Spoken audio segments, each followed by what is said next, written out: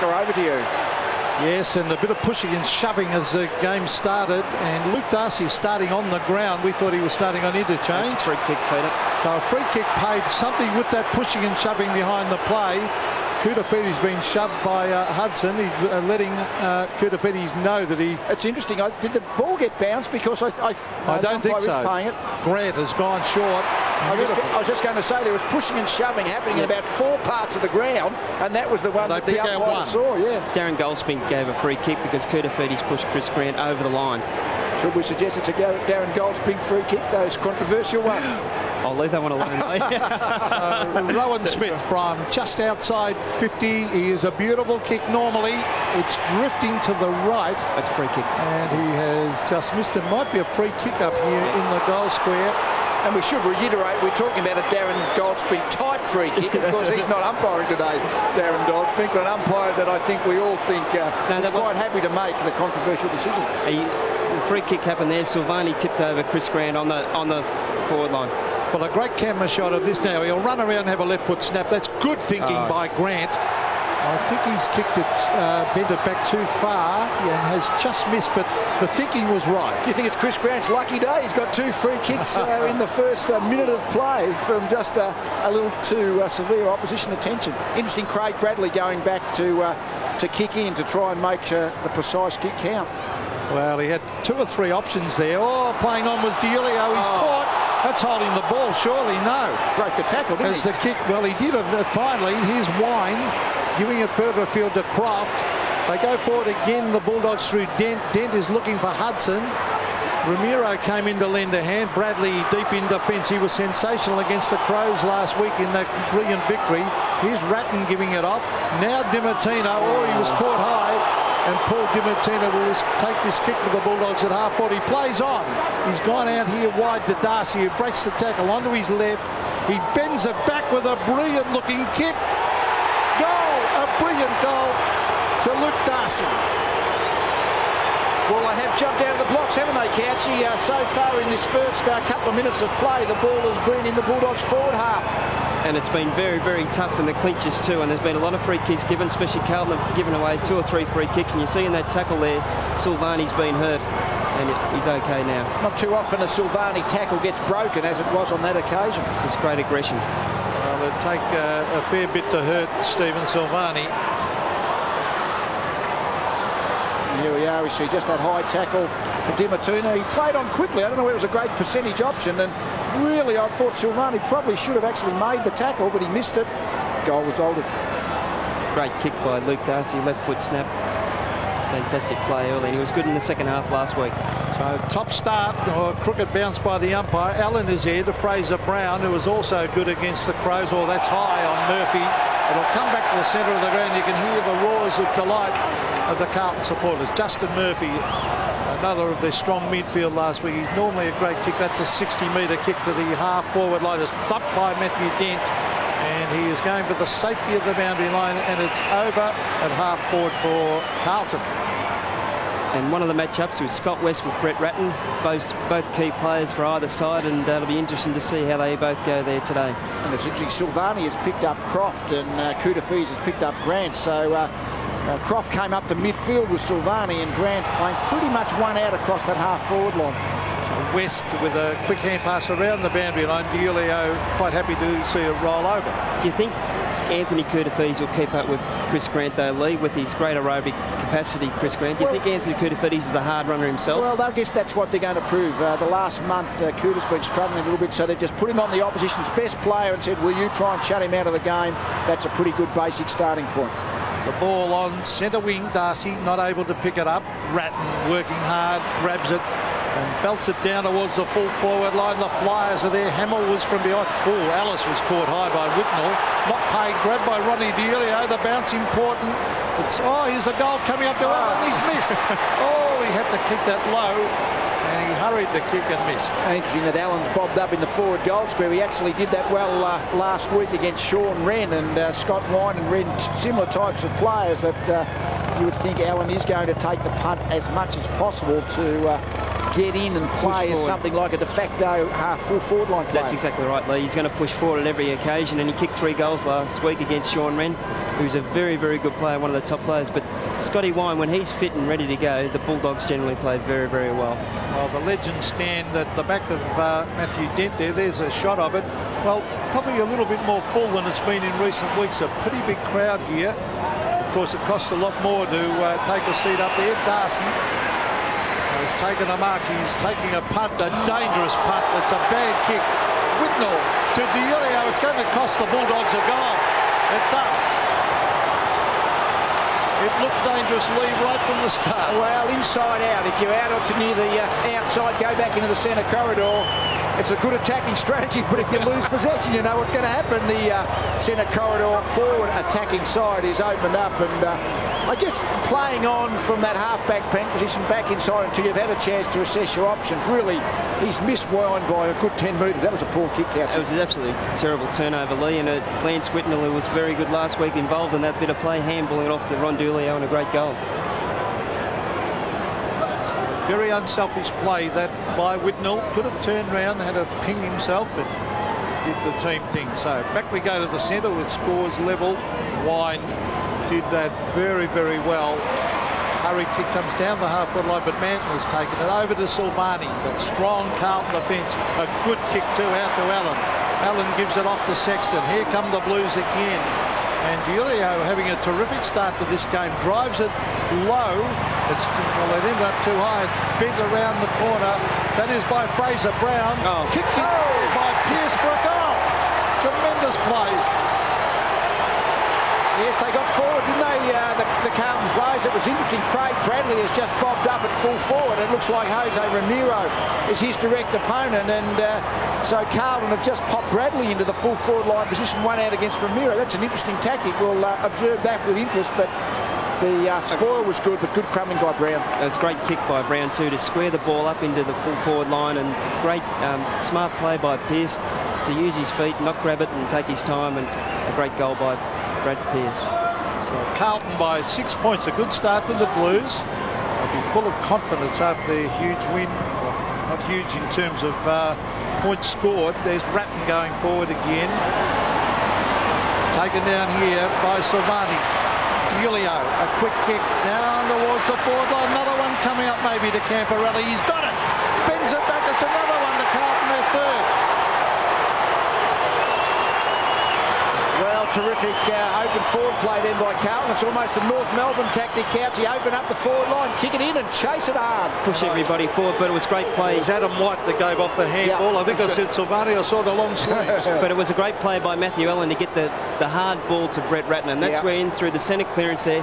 Quick kick by Diulio, and look what happens. A bit of luck evolves. Scott Camporelli picks up the loose ball and goals. It was great work in through the centre bounce there.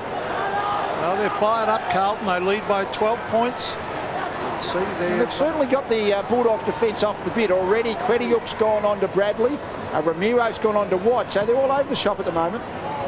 Allen and Wine. Allen won it with the left hand. Taken by Scott West. Bending it back towards the half-forward line.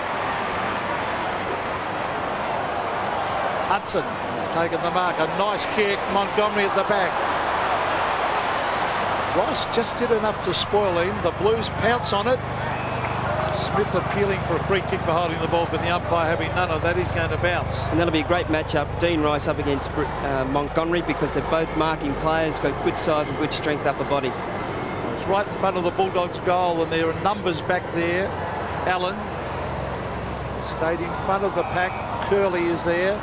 Since we talk about forward structure, sorry to interrupt you, Pete, we've got a ball up on the goal square in Carlton's defence. There was, well, virtually no one forward of centre for Carlton at the moment. They just cleared out their forward half completely, and it's a tactic we see pretty often in league footy these days, of actually just virtually having no one in your forward line. Well, it's going to get harder and harder to be a forward. That's kicked by Curley off the ground for a goal.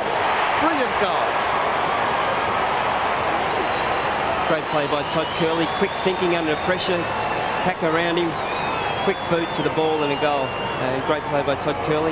We see a lot of soccer goals in the modern era. I sometimes wonder where the players have got a better percentage chance by trying to pick the ball up. Obviously, he didn't have a chance to pick the ball up then, but really the soccer skills are just fantastic. There he is, Todd Curley. He had a stint at Collingwood. I think Craig Bradley might be going off with the blood rule as we await this centre bounce. Matthew Hogley. Well, there has been a lot of wrestling and scragging in the first 5 to 10 minutes of this game, so I'm not surprised somebody's been, looks like he's got a blood nose. There's Barry Mitchell, the former Swans champion, down there in his role for the Blues on the boundary line. Justin Murphy being spoken checked to as by well. the umpire. Another one. Another blood rule. We might take a while to get this going because he's been blood ruled as well. See that little bit on his neck? Yeah, little scratch. Gee, it doesn't take much, does it? Looks more like a love bite, doesn't it? There has been a lot of wrestling and scragging, and so there's going to be a few with a few scratches and a light bleed there. A bit of Vaseline will do the trick and you're back on again. Yes, and there's been a lot of talk this week, hasn't there? A young guy in the amateurs who's HIV positive, whether he can actually get permission or to keep playing. So I guess certainly it's been well documented the last couple of years. Any blood on a player, he has to leave the field, no matter how small. How would you feel about that, Lee? The bloke if you knew he was HIV? Well, it is a difficult one, isn't it? I guess, as someone said, if we go again, let's go on with the play. So Simon Beaumont has come onto the ground. Here's Michael Martin, and he is very, very quick. And that is a magnificent kick on as he turned. He has found Brad Wirra way out on centre wing. Gives off a hand pass to Cameron. Cameron loves to kick on the left. Look at that bending kick. That is a terrific kick. All the markers dropped down there by Curley. Taken away by Franchina to the half-forward line, and Steve Prediuk, a good solid defender, has taken the mark. He's had a lot of hamstring trouble over the years, Prediuk, and today it's the sort of day could easily tear one too. Curley onto Craig Ellis. 2-on-1 here, two Bulldogs, almost a free kick given away. White did well, Franchino. All the umpires paid the free kick to Beaumont. Didn't travel far. Beaumont with that sweeping left foot of his finds D'Elio, who's getting plenty of touches. A chip kick. Oh, it's over the back. Hamill races back after it. Good coverage by Cameron, wasn't it? Yeah, Cameron did very, very well to Wirra. Wirra's caught. That might be holding the ball. It is. Well, isn't that one of those situations where the ball is play on? He's played the advantage, but yeah, I think he relaxed because he actually thought he was over the boundary line. The umpire will come and bounce it now. This is David Howlett, the umpire.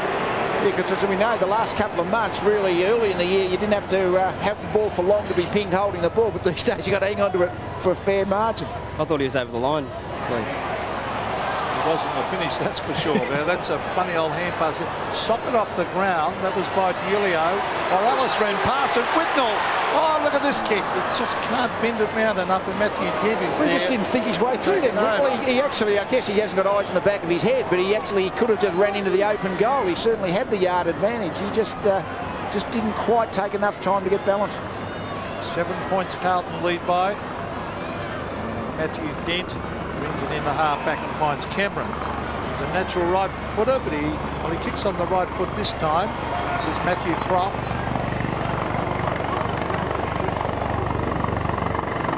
It's amazing how many players get loose these days as coaches flood the back line. There's Ellis.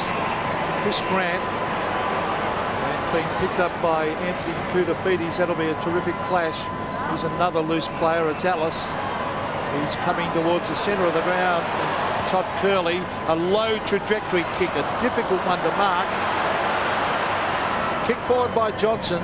He tried to bend it around the corner and only succeeds in putting it out. Yeah, well, if you can say that there's a midfield and obviously two forward lines, today it's a very big midfield. There might be one or two players in each forward half. I think the only set forward is Chris Grant, Lee, centre half forward, but everybody else is just going up and down the ground. We saw Silvani play in the forward line for Carlton just 30 seconds ago. Now he's in the back line. Yeah. Matthew Dent is down there on his own for the Bulldogs. Kicked away by Andrew McKay. Oh, that is a very good mark. D'Elio having a very good turn. Onto the left.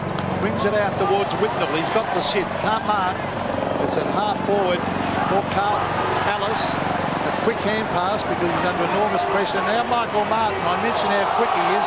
He's tackled there by White. He was tripped too low, said the umpire. He's grab below the knee.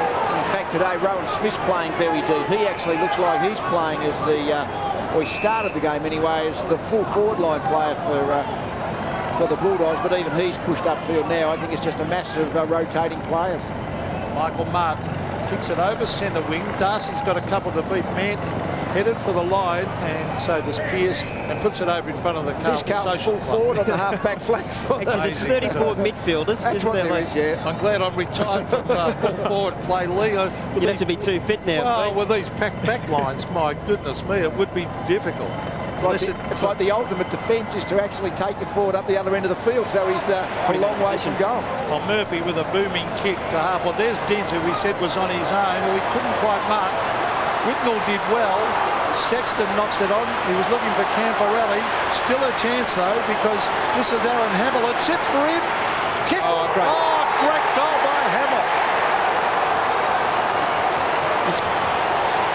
It's pretty tough and hard, Aaron Hamill. You've seen him do some great tackles there, but it's great work there to use the body on Crediok there, just push him off. And he's been a real find for Carlton on the half-forward line this year. It was a great goal, great thinking goal. Thought himself.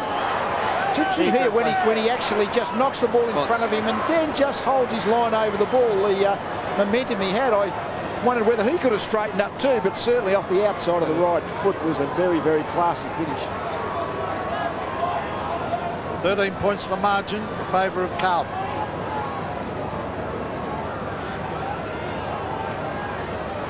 Again, it's Wind and Allen. Oh, Allen won it with that left hand. Wind actually doing the roving in the finish. Here's Bradley, almost stripped. Murphy, he's playing with a lot of confidence at the moment. He's dragged in under. The ball was dragged in underneath him, but that was by an opposition player. So umpire Tim Shearer will bounce it.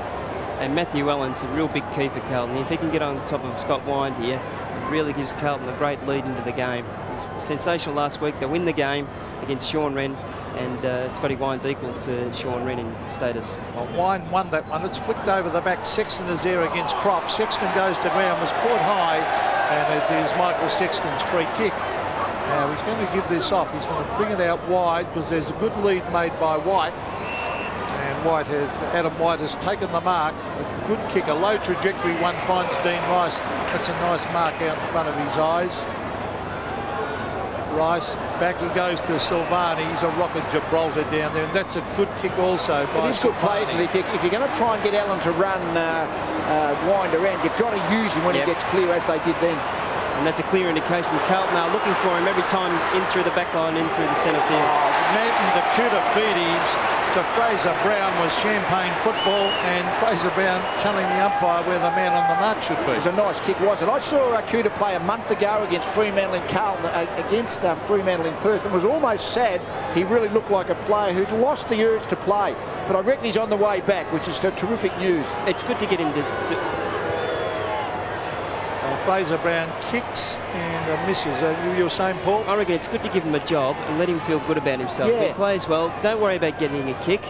Turn the roles around. Instead of being hunted all the time, let him be the hunter and let him look forward to the ball instead of having to turn around and go back down to the Carlton forward line. So Matthew Dent, that tough back. Oh, it's a wobbly one. Sexton was there to smother it. Dimartino takes it over the line, but some good signs for Carlton. It's in just outside their 50-metre area.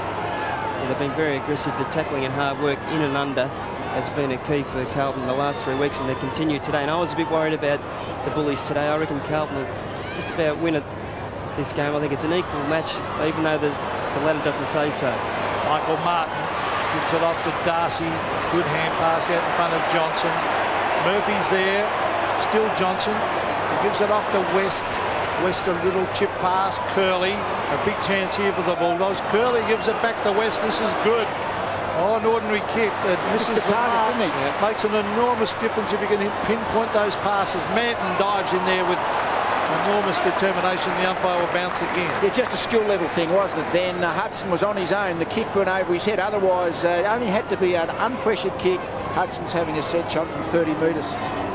Last week, the Bulldogs wouldn't have missed their target. It's just the pressure of Carlton just putting him off the game at the moment, Lee, I believe. So Wine giving it off towards Grant, and we just saw a shot of James Cook coming onto the ground with that bleached blonde hair of his. It is bleach blonde, isn't it? There's no doubt about that. That's no understatement. Looks like a sheepdog. So 35 metres around from the Bulldogs goal. Allen caught at the back, tried to flick it with the right hand, socket off the ground by Johnson. Curley to Montgomery. Here's a goal coming up. Yes, good play.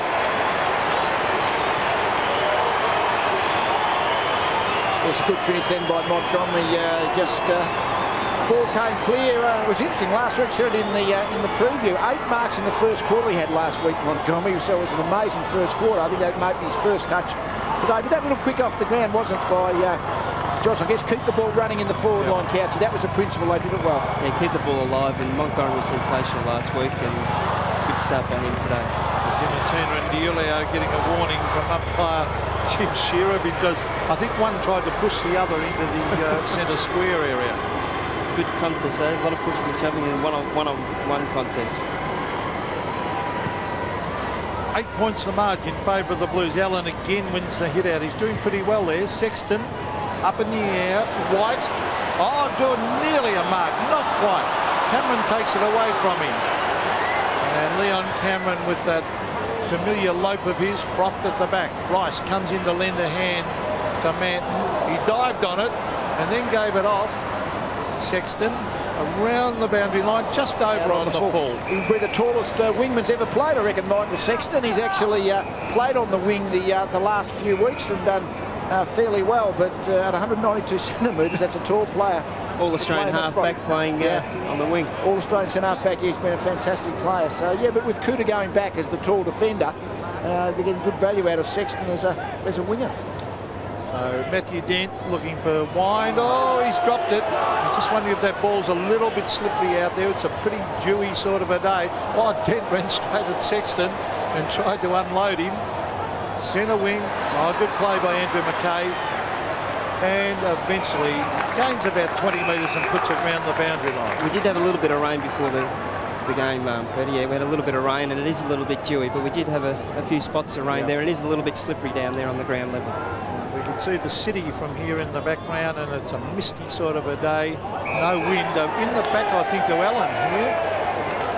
Yes, it is. The umpire right onto that one against Wine. He's doing all right, Alan Leaf. Yeah. No, he's got a bit more mobility than Scott Wine. I mean, he got the free kick then, but he's just actually making Wine think about his positioning. Steve Crediel did well then with strength. The Dent, a very honest group, that back line. Oh, he went without it, Cameron. Some good shepherding. Signs aren't good, are they, for Bulldogs? Allows White to give it to Fraser Brown. Camporelli has marked a good, strong mark, 45 metres from goal. And it was into a nest of Bulldogs players, but Camporelli really went at it. The Bulldogs players all were tending to look at each other a bit. And if that was a Bulldogs player, he probably would have missed the mark. That's the difference between both sides here. One's taking the clean grab. They were white hot last week, the Bulldogs. Didn't have a lot of pressure, and Carlton are certainly putting the pressure on and putting him under a lot of pressure and making mistakes, the Bulldogs, in the first 10, 15 minutes. I think you often know if you finish a game, you know, well on top, and it's almost like a practice game, you're really not ready the following week for an all-out attack on the contest. So Scott Camporelli, a very important kick coming up here. Right on 50, he will kick this. He's drifted it a little bit to the left and missed. Just kicking, accurate kicking for goal can be just so important, can't it? You've got to make the most of your chances. They're hard to get. 4-4, 8 scoring shots to 4, but only a 9-point margin. So Carlton have not made the most of their chances to this point, whereas the Bulldogs have, I think. Well, we just saw a concerned-looking Terry Wallace. Here's Brett Montgomery, one of the big improvers. Oh, that was a good hand pass. And a free kick has been paid here to Steve Crediel. He finds Wirra. The centre of the ground. This is Todd Curley again. Oh, nice kick. He was looking for Dimittina, I think. Alice tunnel balled it. He lost it, but he's still got a free kick in the meantime against Chris Grant to Justin Murphy. Well, they were off and running then, the Bulldogs, so it was bad luck for them. Murphy was a beautiful kick. Let's see if I moz him. He's going backwards, actually, to create the loose man. And Whitnell, what's he doing way back there in defence? He has found Silvani. Silvani's got a loose man. It's Murphy in the centre of the ground. He can go and run. He can give it over the top. Here's Sexton, who, as Lee said, is playing on the wing. He bends it back looking for Beaumont. Oh, almost a mark. Ratton, Beaumont, D'Elio, open goal. He's missed a sitter. Oh, gee, yeah, they're on top, aren't they, Carlton? But they're actually just spoiling their chance. I mean, 20 metres out from straight in front, they're the ones that really you should be putting down and almost marking as the goal. They're a very easy shot. Beaumont just couldn't quite maintain possession, but Carlton set up the chance anyway. Well, the Bulldogs on the back foot at the moment. The Blues playing well. Wine, he has it thumped away. That was by Allen. West, a clever little kick to the running Rowan Smith. It won't sit for him. McKay putting some pressure on. There's the pace of Martin. He is a super quick player. West. Oh, pressure by McKay. That was on Smith. D'Elio. Now McKay. This is good play by the Blues. Courage needed. The ball at half forward for Carlton. Ronnie D'Elio has got it. Can he kick it? He's brought down. He couldn't quite get his boot to it. He dives on it. To be in the back. Oh, it's in the back. A free kick to D'Elio. He'll kick from 35. Yes, he actually, it was just a desperation then by D'Elio to actually dive on the ball. He dived first and then Dent dived second. We'll have a look at this. It's a good tackle then by Ellis. He just dives at the ball, but then Dent just a bit overzealous. Didn't quite get it. Jumped on top of D'Elio. And really a pretty obvious free kick. Certainly 8-9 scoring shots to 4. They're on top, Carlton. They need this goal to make the most of their general play. Scoreboard is the only thing that counts, Pete, in the end. Scoreboard pressure, and they have missed 2 or 3 absolute sitters. So this would make an enormous difference to their confidence as he stabs at this and kicks the goal. Well, the Blues on top here at Optus Oval. And I think, Lee, I've got no doubt the confidence of knocking over the Crows on their home ground last week has done wonders for them. Well, it's interesting. D'Elio has had 11 possessions, 10 kicks, 1 handball already. He's playing on Paul Di Martino. Now, Paul Di Martino, we often think, tends to want to float around and be almost the forward of the play player for the Bulldogs. At the moment, D'Elio is getting the ball on him plenty of times. Well, some people, well, it would be a bit of a turn-up, although a few scribes felt coming to this game they were a big chance. The Bulldogs can fight back, though. Ratton's got the kick, but Bulldogs have often looked down, but they are a side that comes back. They can. They're a good team, no doubt about that, but certainly in this early part of the game, they are right on the back foot. Well, Ratton is looking for McKay out here at half forward. The umpire said some shepherding. He paid a shepherd to Mackay when I thought he was going to actually play in the back because Mackay seemed to jump very early. Well, it could easily have gone the other way, I think. Well, I guess when you're playing well, you tend to get those half free kicks as well. Oh, McKay, a beautiful kick, and Carlton's kicking their actual passing of the ball. This one was to Beaumont, was outstanding at the moment. The fact is they're winning the ball. The centre square clearances sure are well Carlton's way, and basically they are maintaining possession, but first and foremost they're getting it first. Simon Beaumont, a left footer from 35 metres directly in front, and he has kicked another goal for the Blues. Yes, well, you do start to get a situation where a now 3-goal 4 margin. Bulldogs all of a sudden, this is just a bitty uncomfortable margin. They're going to have to try and turn this round. Good game of football, a game where the Navy Blues, the home side, are really making life very uncomfortable for their co-tenant. Simon Beaumont being picked up by Dent. So the centre bounce, vitally important. Darcy is now in there. Fraser Brown crashes his way through. Here's Bradley. The ball over the back.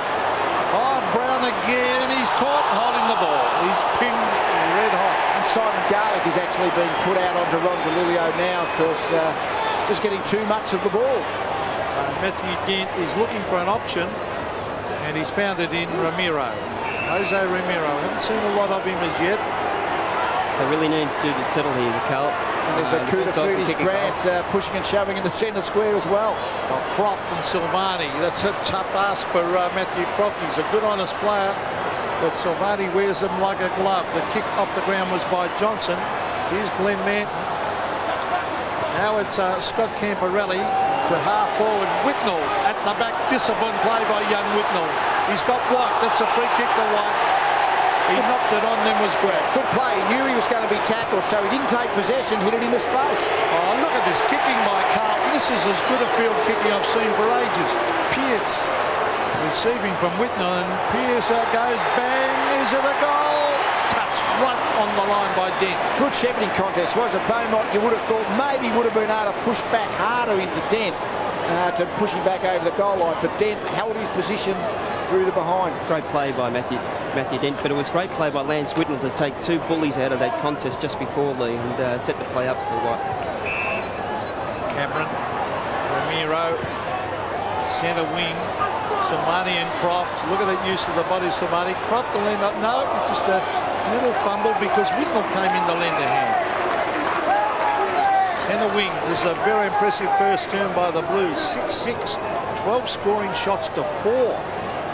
So that's how far they've dominated this game. It should be further in front. Darcy and Whitnell. Darcy did well. Cameron, they could do with a goal before quarter time. They've got a big chance too because Dimartina's got it. He bends it back. It's not a good kick. He's kicked it straight to Rice.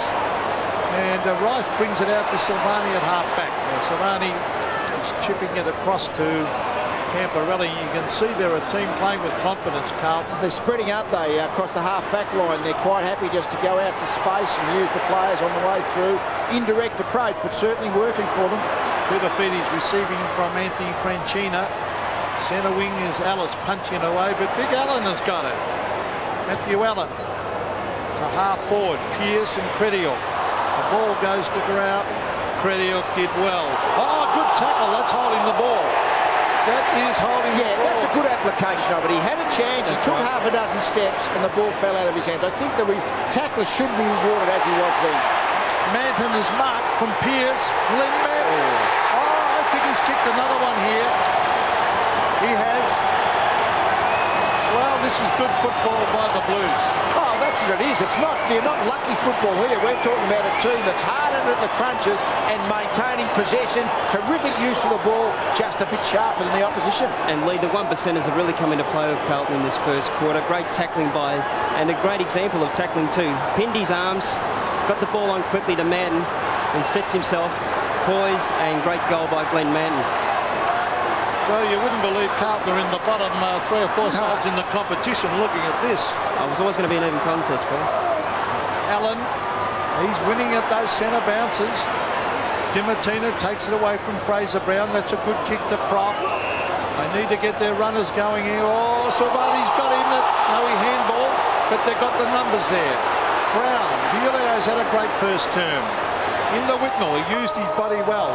Ellis is there, but well, that's the siren, but the Carlton supporters are standing in appreciation because Lee and Couchy, that was a fantastic quarter by the Blues. Well, it was a fantastic quarter. Of course, as we've said a couple of times, it's Carlton's home ground, so their supporters have got the prime positions. The Bulldogs supporters have to be stuck there in the outer, but they've given their home supporters a real sight in that quarter. Carlton, no doubt about that. And Ron Delio's been playing very well. Gaelick's moved on to him, but the whole Carlton players have been fantastic.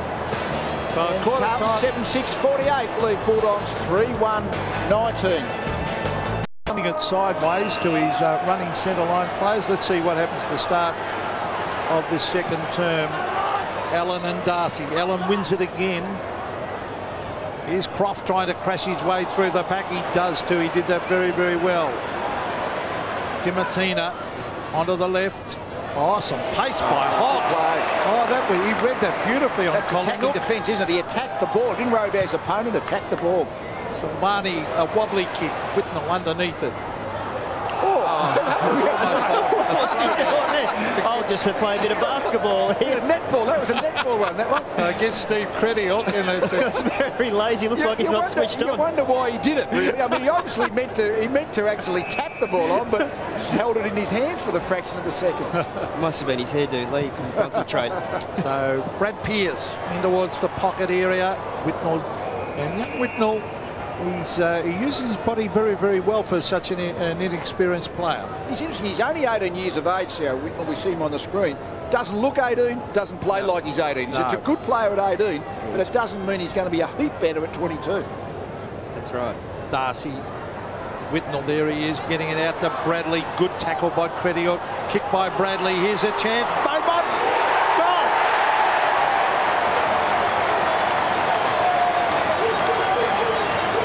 Well, it's continued on as it started in the first quarter, hasn't it? And all of a sudden, there's sort of the margin. We're out now to 5 goals, 5 behinds, a 35-point margin. So it's still retrievable by the Bulldogs. But you get to 7 or 8 goals, then the game is probably gone, Couchy. Yeah, it was quick thinking by Bradley, though, to get the ball to Beaumont. Great left foot snap. But Western Bulldogs need to get out of the centre here now. Very, very important that they go forward and actually get a goal and steady the game up a bit, Lee, and turn the game around a bit. Allen and Darcy, well, the bounce favoured Allen, but he is dominating the centre bounces as it goes their way again. Wirra tried to come through the middle of the ground. It's the Blues through Murphy. Now Brown. Fraser Brown, a hurried kick to the half-forward line. Creditor at the back, disciplined punch. West trapped it well. Goes wide. Dent. Oh, strong tackle, but he just breaks it. Brad Johnson. The Carlton players there again to apply the pressure, but Ramiro's got it now. They need a couple of quick goals. It's a wobbly kick down to Grant. Oh, that was it was a soft free kick. Oh, surely. Did you think it was interesting then. He paid the advantage, but then it didn't look like it was going to be the advantage. So he's actually called the ball back. But I think Hudson's ended up kicking the goal. Well, but no, the free kick in the first place, I thought it was two players leaning on each other. That's exactly right. Lee, that's how I saw it too. Just two blokes leaning on, pushing off each other, and Chris Grant receives a free kick. It's funny, we all thought the same way. I mean, it just looked like, look at that. That's just a little nudge. That's part of the game, that body on body. You can't take that away from the game. That should have been play on. But Grant's got the kick from 50 metres and they need a goal. He has missed. He'll sneak it in. I think he did for a behind. Isn't it amazing how that can happen? And I think we've said today how Bulldogs just don't look like they're in the game. Things aren't going for them. That's a fair example. They got the free kick, which was lucky. But as we say, Hudson kicked the goal, but the advantage had already been brought back, and the behind's all that resulted. So Bradley kicked to a massive Carlton players around the half-back area there. Ratton, to Brown, no mark. So the Bulldogs have got a chance here. As Crediot gives it to West. Originally it came from Montgomery, knocked on by McKay, who works overtime there as usual. Ratton, Silvani off Bradley, just gets his kick in. And luck's a fortune because Allen is marked, but they've got running players everywhere. Here's Fraser Brown. Danger for the Bulldogs because Pearce kicks it across to Sexton, who will mark. I think that was the umpire blowing the whistle because he just assumed he'd mark it, and I think he might have just fumbled it at that last minute. The 1 second test there, but it was great clean play by Carlton in through the midfield and looked through beautifully. Well, he didn't muck around Sexton. He just went back and said, I'll have a shot and kick a goal. So the normal backman, come wingman, has gone down and kicked the goal. A good play.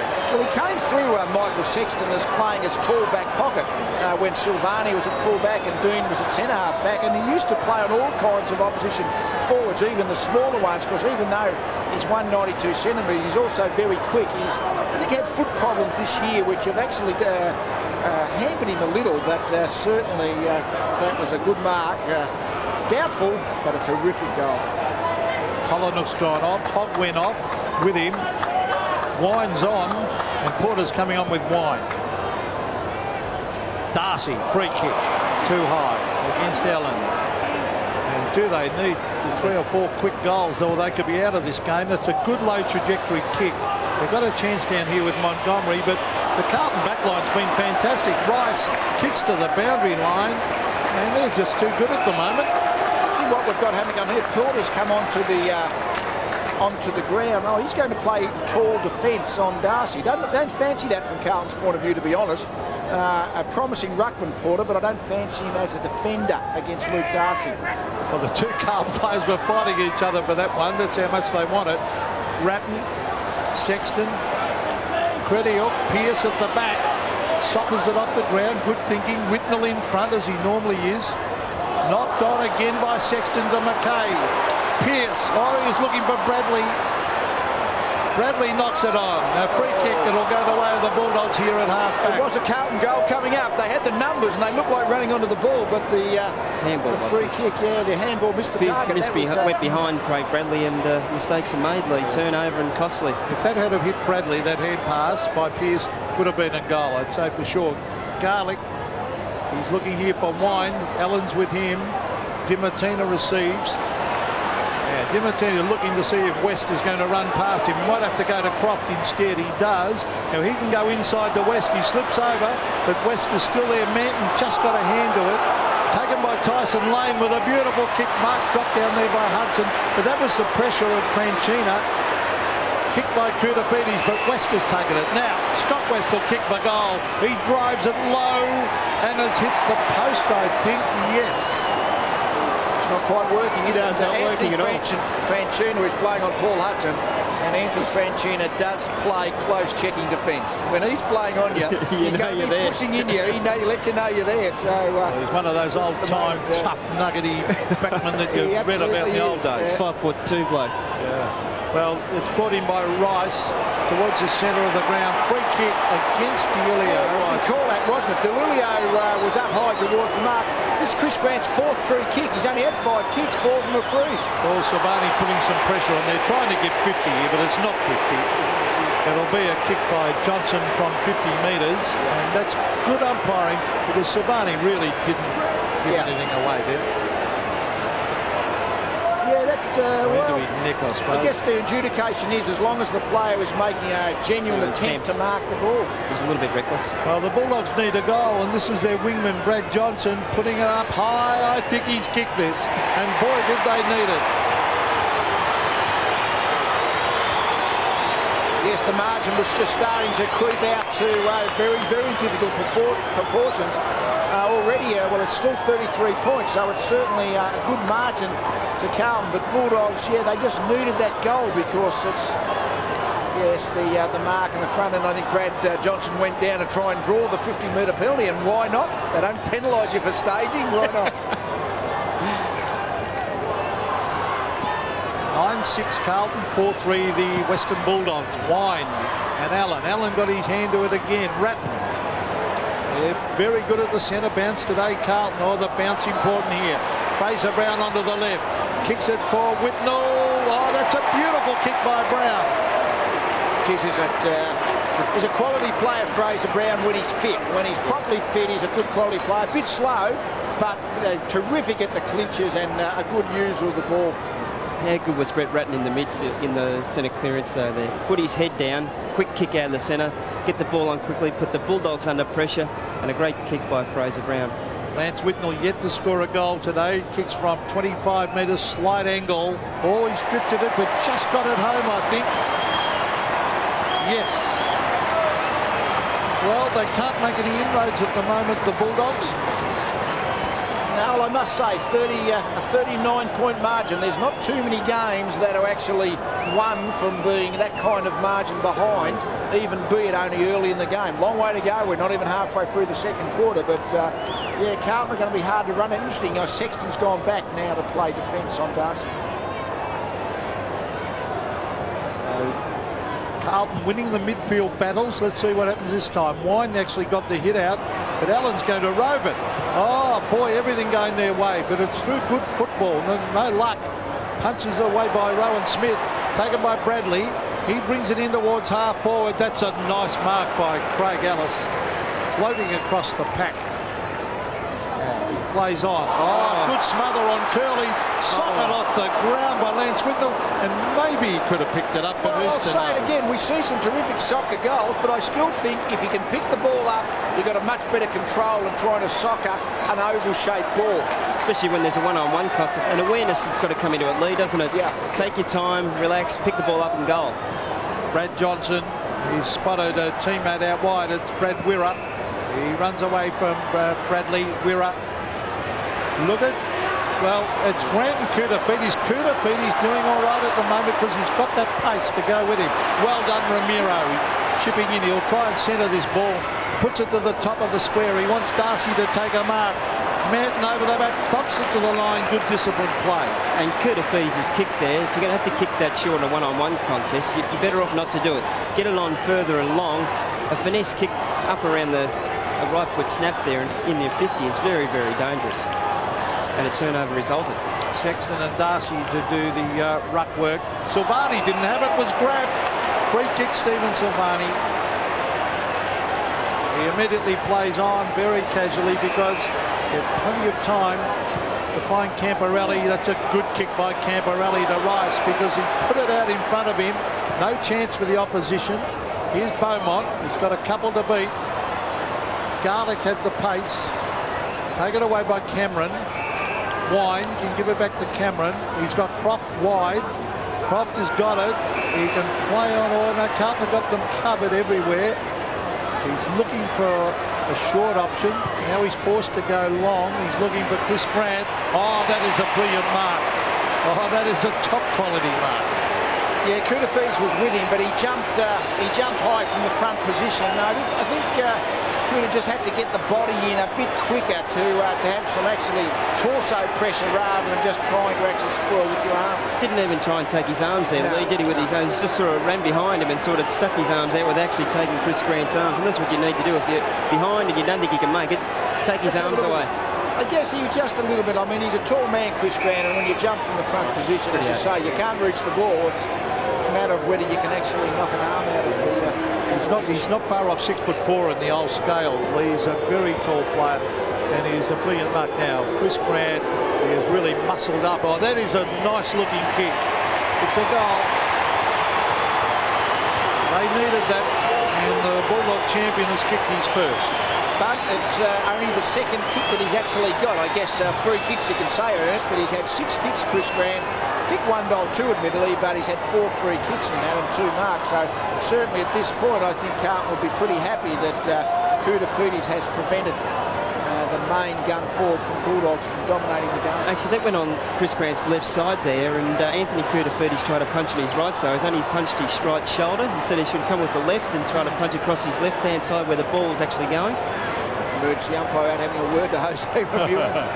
34 points the margin. I wouldn't write off the Bulldogs just yet. They do have a habit of charging home when you think they're not playing all that well. West. Taken away by Camporelli. Good play by McKay to get it to him. And that's a good lead by Whitnell. He's got good hands, hasn't he? Yeah, he's a very athletic defender, is Alice. And he got on the lead, Whitnell, so he wasn't going to get a long way clear of Alice, but he was just, his hands were good enough under pressure to take control of the ball. And the thing I like about him, as a forward, he is always in front. Yep. And tries to get that front posse. There's the kick. He is bending it back. That is a beautiful kick for a goal. Lance Whitnell has kicked his second.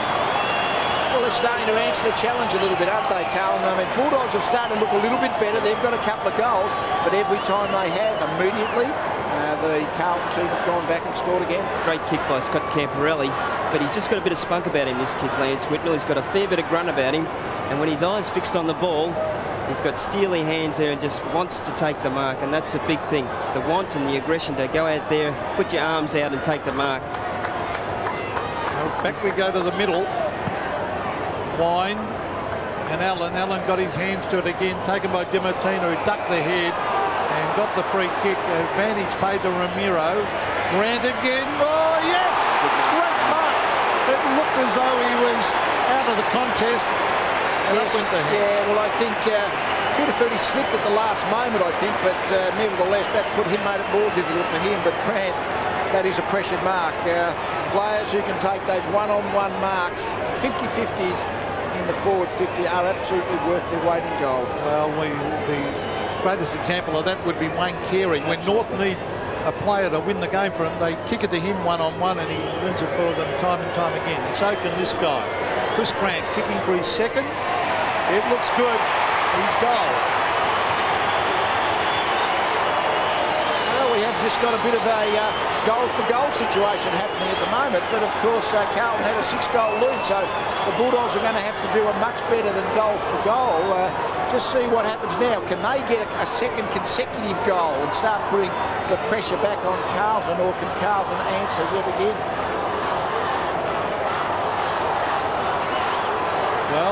just need to get within about 3 goals, don't they? Yeah, and really put the pressure give back. themselves a sniff. You can see the height advantage there in that 2-shot of Grant over Kudafides. Umpire not playing a free kick there. They go forward again through Ramiro. They're almost high. Taken away by Johnson. Johnson for goal, and maybe the Bulldogs are coming home back at Carlton. Well, they do flow forward. I think the critical part of that is they got the centre bounce clearance. They got the last couple of centre bounce clearances earlier in the game. Carlton was dominating that area, and if they can get the ball running through half forward, Couchy, they have plenty of guys flowing through with the ball. Look at Johnson. He's the one who gets it in the end. I reckon Matthew Allen's dropped away this last 5 or 10 minutes. His influence has dropped away, and this is where the Bulldogs have got back involved in the game again. Well, we mentioned earlier that the Bulldogs can look down and out, and they will fight, and they're starting now. Wine and Allen. Wine grabs it, gives it to Johnson, so they've got it out again. Over the back is Montgomery. Silvani races and swoops onto it, heads it out wide towards the boundary line. Steve Collinook and Glenn Manton. Manton, handballs. How will the umpire see that? He's calling play on, and eventually the ball rolls over the line. It's interesting. Silvani is now picking up Grant. I just wonder now, Kudafides is on Croft, so it's just they've changed their defensive matchups. Well, Kudafides struggles body on body. He doesn't know how to use his body. He's a very big bloke, but he struggles with body on body pressure, and I think it's a good change there to take him out of full back, because I feel he'd be better off out at centre half back. Yeah. Murphy has taken a very good mark there. Ratton, Bradley. They look good when Bradley runs forward like that, the little chip kick in towards half forward. He was looking for Andrew McKay. He works very hard, McKay, still going. Gets in a hand pass to Ratton. Ratton drives it in towards full forward. Whitnall! Oh, he's a good player. He's kicked another one. Well, they got it, didn't they? We were saying, who can get the next goal? Can the Bulldogs just start stringing 2 or 3 together? But Carlton have answered again, and third goal to Whitnall all in the second quarter. It's interesting. Now that Kudafides, you know, is actually off ground, I wonder now's the time to put him back to a wing. I mean, maybe just after a few games back in defence, they've got Glenn Manton back there, who has basically gone out now to play on a wing.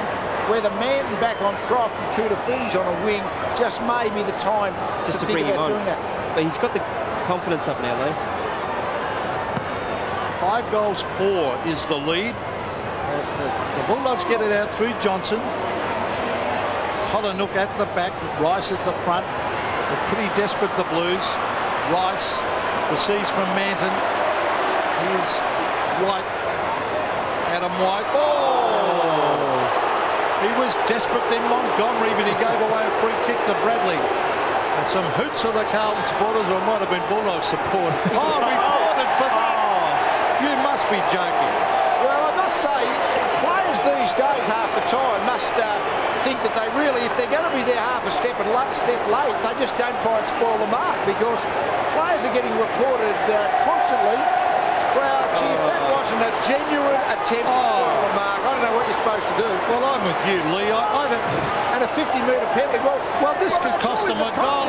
That is totally unfair. Well, OK, let's see what may have happened. If it's a free kick because of the incident, OK.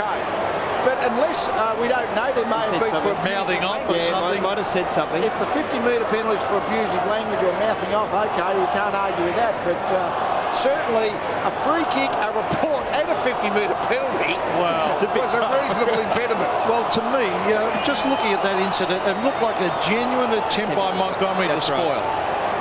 You've got to launch yourself and make an attempt. What if the coach said, oh, look, he didn't actually make a line ball decision, I thought. A line ball that he got there about the same time as the ball, I reckon. So Craig Bradley will kick from directly in front. A big decision in the context of this game. And he is goal. Bradley's kicked his first, and the Blues have the answers at the moment. We're not sure what the 50 was for, and is that Montgomery arguing with... Yeah, that's Montgomery arguing with the umpire, wanting to know what it was for in the first place, I would ask. No wonder. He certainly doesn't miss too many, Craig Bradley. I reckon you're going to give it the ball to a player 30 metres out. You want him to get it. Yeah, Craig Bradley's as good as any, I reckon.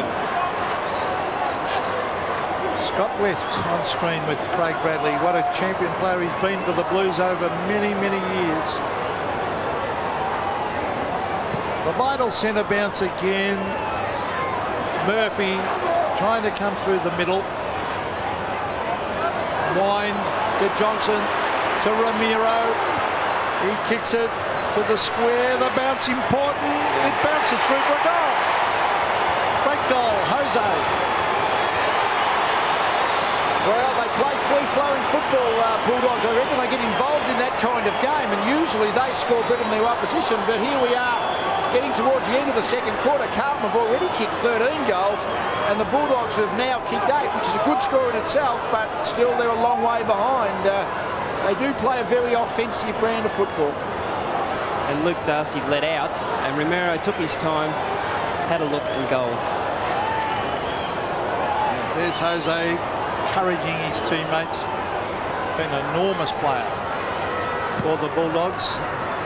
Being cleared by North Melbourne. Porter did well then to tap it to Ratton. McKay underneath it, gets a cruel bounce. Wirra. Oh, look, the Carlton players came from everywhere. Rowan Smith's been very quiet. There's Cameron. Look at the Carlton players swooping. Camporelli, the bounce. Oh, the bounce. He just didn't quite balance. But wouldn't that have been a morale-boosting goal to dispossess the Bulldogs on the half-back line? Because really, they had control, but the Carlton pressure forced them into error. Terry Wallace, worried-looking Terry Wallace, looking on Phil Malin, a former Carlton and Bulldog player at the back. There's Wine, no mark, taken by West. West is bringing it back towards the... oh, look! They stood and looked at it, the Bulldogs players. Camporelli to Murphy. Beautiful kick. Andrew McKay can kick a goal. Now, it might be a little bit too far out because he's looking for the short one. Well, he's going to be kicking from 45 metres. I think he'll kick the distance, but it's a nasty pocket, that one. He's actually going to centre it. He didn't look as though he was going to go for it. Oh, the Flyers are there. White latches onto it. Smothered, a magnificent smother.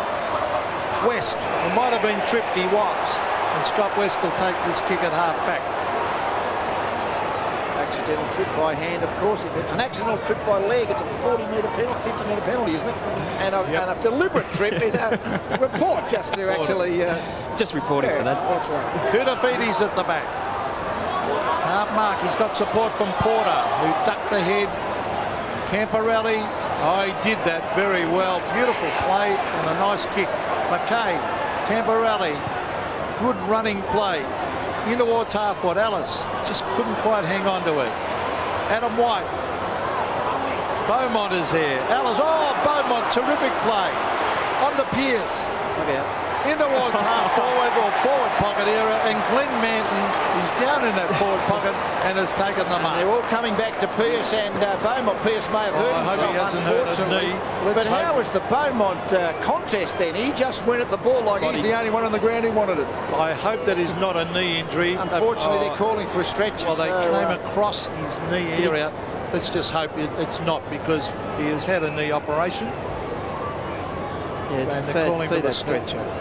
So that might be rotten luck for Brad Pearce, and a tragedy for himself and the Blues if that is a serious injury. But interesting to see Carlton in their forward line, just wanting to keep the ball alive, not holding underneath it, just keep it alive, and they've done a great job there. And I mean, the ball went through a nest of about 4 Bulldogs players, and Beaumont just charged through the whole bunch of them and actually set up the flow of knock on to Pearce. But certainly his left knee got caught as he was kicking the ball, unfortunately. And I guess we just got to hope it's on the minor side of what can eventuate from those situations. He's got enough tape on there to keep it in stable condition anyway, Pete, hasn't he? Yeah, well, sponsored by Elastomplast. Yeah, well, he's obviously had problems with that knee before, as we remember, had knee reconstruction eventually. He went down holding. I'm not sure early in the year whether it was a knee problem. We see this quite often, don't we, where there is a hold-up in play where the two teams will assemble in their groups. There's only one pair not in it, and that's Michael Sexton and Luke Darcy, who are down, and they're going to come up too. I think they've just decided that... yeah, it seems a little pointless, I must say, but the two players up the other end of the field are jogging up, being good team players. And Brad Pearce going straight off the ground. And have a look at him up in the medical rooms. And Fraser Brown has come back on to replace him. Just with Scott Wine's dominance in the last 5 or 10 minutes, Carlton have made a change there and have put Porter on him and give Matthew Allen a bit of a rest, which is a good play before half-time. They'd come out at three-quarter time and really bounce into Scott Wine again like he did in that first quarter. It was absolutely sensational, and that's where it all started from, that centre clearance, and Brett Ratton has absolutely been sensational in and under. Well, Glenn Manton, in the meantime, has got the ball, as we saw that disturbing sight of Brad Pearce going off on a stretcher. Manton marking deep in that forward pocket area against Paul Dimartino. He's a great mark for his size, isn't he, Glenn Manton? He's very straight arms. Great technique. He played a fair bit of his football at full-back at Essendon. So he's kicking for his second goal, believe it or not. Glenn Manton, a big kick coming up here. A pretty tight angle. But only about 25 metres out. He's hooked it. No, he's happy. It's in. So Glenn Manton's kicked his second. And the Blues just seem to have all the answers at the moment. Well, they've gone again. They're a 6-goal lead again. 30, what are we talking now? 41 points now, I think, isn't it? 6 goals, 5 behind. So that's a very decent margin as we approach the half-time break. Do you think they're out of it now, Lee, Western Bulldogs? I don't think so, because they're such a high-scoring team. This is a big margin they've got to overtake, but they can score goals quickly. But they've got to stop Carlton scoring, and they're failing to do that. Porter beaten to it by Wine. Brad Johnson, a quick kick. Oh, well done by Darcy. Gee, he controlled that well. Franchina tried to crash his way through the pack. Here's West. Went without a free kick to Carlton here at half-back. And the Carlton player getting up is Anthony Franchina, who, as Lee said earlier, was a pretty tough nut there. Yes, I don't think he's the type of player you'd look forward to playing on, to be honest. I think he makes you earn every kick. Well, no one on his mark there. It's a wobbly kick. McKay went in after it. There's Sexton enjoying his roll up on the wing. It's a wobbly kick to half-forward. Good mark to Brett Montgomery. He's getting the hoots of the Carlton supporters. He's got a choice of 2 out there. One is Darcy. Luke Darcy. That's a good kick. Rowan Smith unable to get into the game so far. And his second kick, Pete. Now that's a good kick also. He's looking for Grant. Grant Silvani, 2 champions together. Chris Grant bending it back. He was under pressure. Johnson is there with Camporelli, and it's forced over the line. It was a very quick call, wasn't it, to replace Koutafis with Silvani. I mean, he took 2 marks, didn't he, Grant? Just outbodied. Well, one he led to it, one he outbodied, I guess. But it was I must say, certainly there was not a great deal of perseverance shown with Koutafis. Silvani got the call pretty quick. Oh, good play by Grant. He can kick a goal here, Chris Grant. That is a brilliant bit of play. Has he kicked it? No. Well, it deserved a goal. For such a big bloke, he's very, very quick and off the ground. He just picks the ball up beautifully, dodge and weave and balance up beautifully. He's such a well-balanced player, Chris Grant. He did miss the, but a very balanced left-foot kick too, wasn't it? I mean, if you didn't know he didn't kick left foot, or he kicked that he kicked right foot, you may think left foot was his dominant side. Camporelli is looking for Porter, almost to Mark to Ellis, taken by Hamill. Fraser Brown on to Murphy. This is Beaumont. And he's a bit of a goer. He's been lively up there, hasn't he? He's only had 4 touches for the game, but his speed, I think, just off the mark, the acceleration, that when he hits the ball, he is hitting it at a pretty high speed. Come on last week against Adelaide, Lee, and kicked 2 great goals and got Carlton back in the game. I saw a shot of Terry Wallace looking fairly composed, which he is. I mean, they have their ups and downs, but they're a very good side, the Bulldogs. Bradley looking for Dean Rice. Doesn't quite sit for him. Here's Beaumont. He was looking back here for Rice. Wonderful skills shown there by Leon Cameron. He found Montgomery. Now Wirra. Back to Cameron. They've got no one to give it to here because Manton has closed the gap. That's a good kick. That was clever. He's working his way into the game. Brad Johnson at the moment. He's a very dangerous player. Johnson looking for Grant. Is that a free kick? Oh, it's against Jumped too early, too early, so the free kick was played to Carlton. It wasn't a genuine attempt, was it, Lee? Would have been if he had 10-foot arms. Camporelli to Silvani. Grant, I don't think he liked it. He's only got 3-foot arms, so it wasn't genuine. Go, Gadget. Mark. A simple one dropped there by Sexton. Camporelli on to Beaumont. Beaumont, that's a nice-looking kick. Whitnell at the back. The loose ball. Still got it, Whitnell. Good play. Look at that. Fantastic football. He brings it back in front of guy. Was that a mark?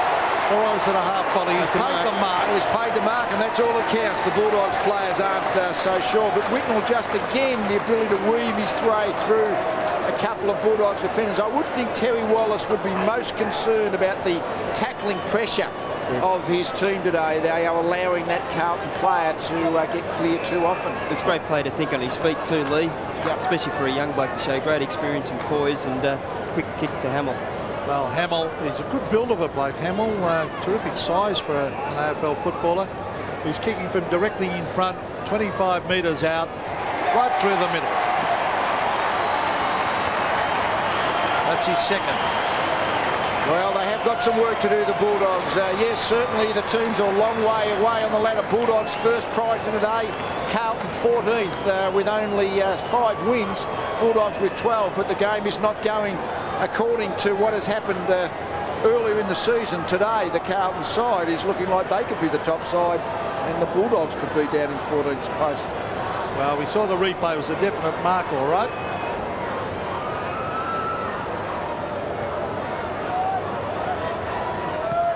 Wind and Porter, a poor bounce. Wind takes it out of the ruck contest. The Blues come away again through Camperelli. It was given to him by Ratton. It's a wobbly kick in towards full forward. Oh, great mark by Hamill. He's a jumping boot, isn't he, Hamill? Across the front of the pack, and that's a good mark. Yeah, he can jump and leap at the ball. He's got a little bit of power about him, hasn't he? It was a big high jump. He didn't really control the ball all that well. Just a couple of grabs down to the ground, left it behind, but definitely a mark. Shows a fair bit of go, doesn't he? Like he launch himself at it. Come from the side. Well, he looks the sort of player, Paul, that might go that next step and become a really top player for the Blues. Well, that's who they need to step up, yep. don't they? Yep. Yeah, I think he's got a lot of the physical attributes to become a very good player. And a great camera shot behind Aaron Hamill as he kicks for his third and dobs it through.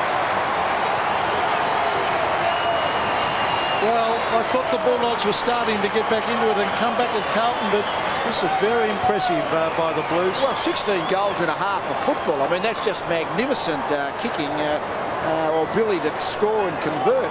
The Bulldogs' defence, I guess, isn't its absolute strength. It's, I think, currently the 5th best defence statistically, but certainly today, Carlton have won the midfield and cut them up in the forward line.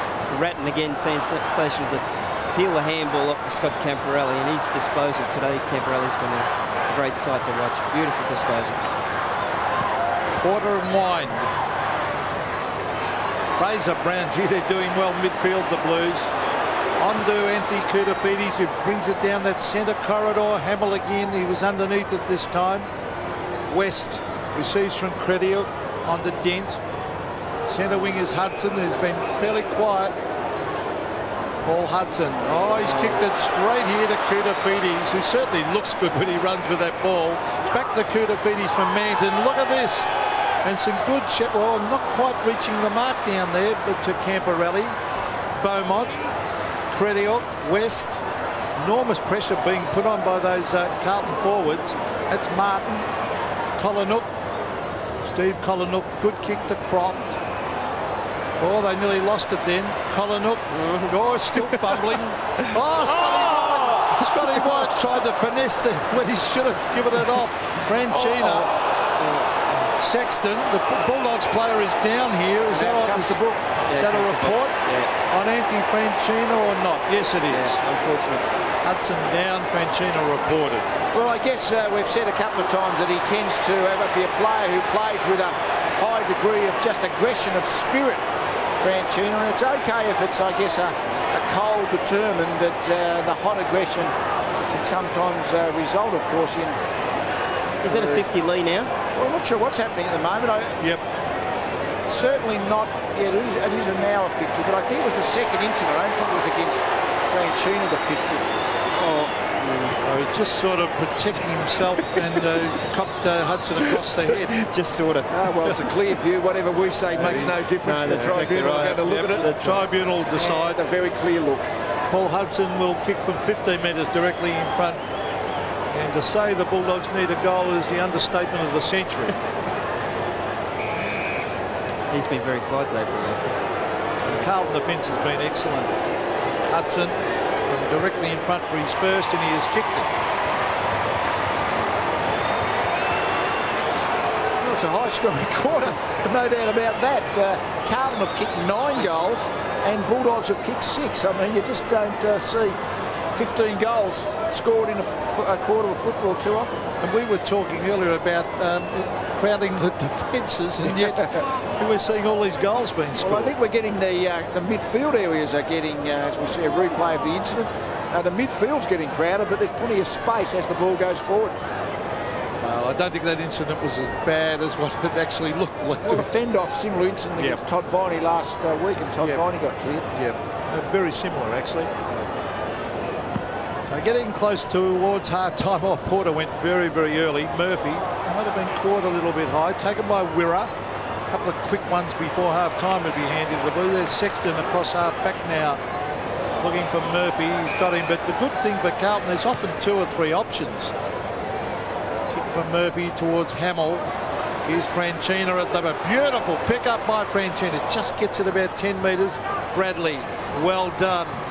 Hamill off the side of the boot and out on the full. Yes, Paul Hudson's been very quiet. Last week he was very good early, kicking 2 or 3 goals in the first quarter. Montgomery was also, and these players have been very, very quiet today, and Carlton have done a great job to match up on them. Franchina on Paul Hudson hasn't let him let any space, and that you can't give Paul Hudson any space. You mentioned before the game started that they won so well last week that maybe a game of keepings off wasn't the ideal preparation for a real hard contest. You know yourself, though, you really do need a hard contest, and the Brisbane line very soft. Sexton getting it back to Murphy. Murphy a high ball in towards full forward. Should have been against Hamill for throwing Dent out of the way. Massey from the boundary line. This young player bending it back. Oh, good play because Manton has marked 20 metres out, almost directly in front. Well, there was Manton and 4 Bulldogs players, and again that's lobbed on Manton's chest. We've seen this quite often. Have a look at this. They're all Bulldogs players, but just the ball just absolutely fell into Mountain's path, and this game might go forever the way they're scoring goals. Well, Manton did play, even at Essendon, he did play a lot of fullback, but he played a fair few games on the forward line as well and kicked goals. So Glenn Manton kicking for his 3rd, slight angle, and he has kicked it right through. 3 goals to the backman, who has become a forward again.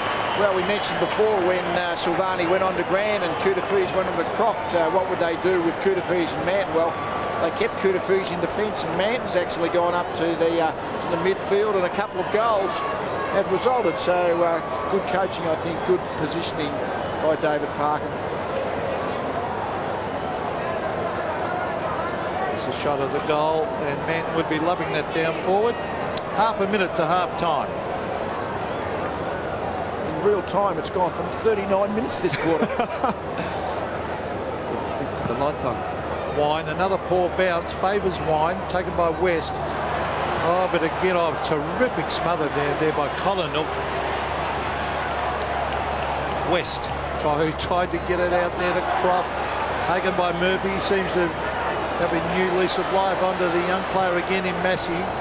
Oh, I think that a little bit of luck there, but it came off because Brown gave it to Bradley as time runs out. He'll just get his kick at goal. Craig Bradley, look at that! Very much. Right on half time.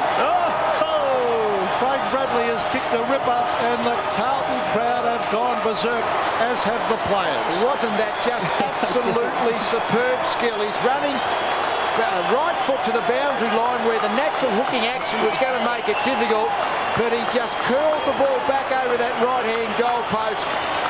Just a terrific finish to top of an 18-goal half by Carlton. What an incredible scoring effort.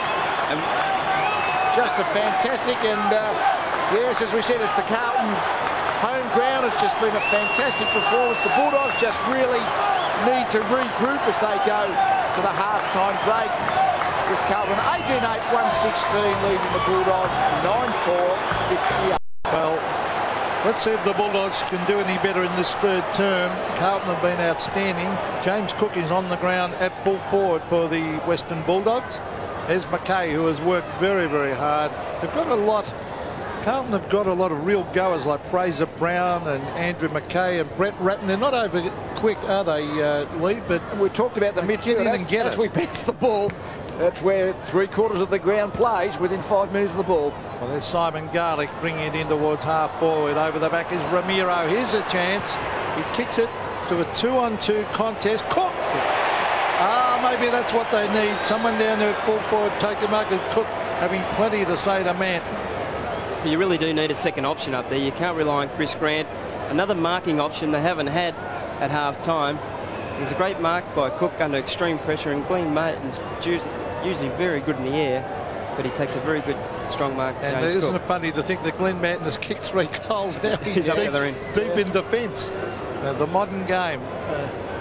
Players interchanging all over the place.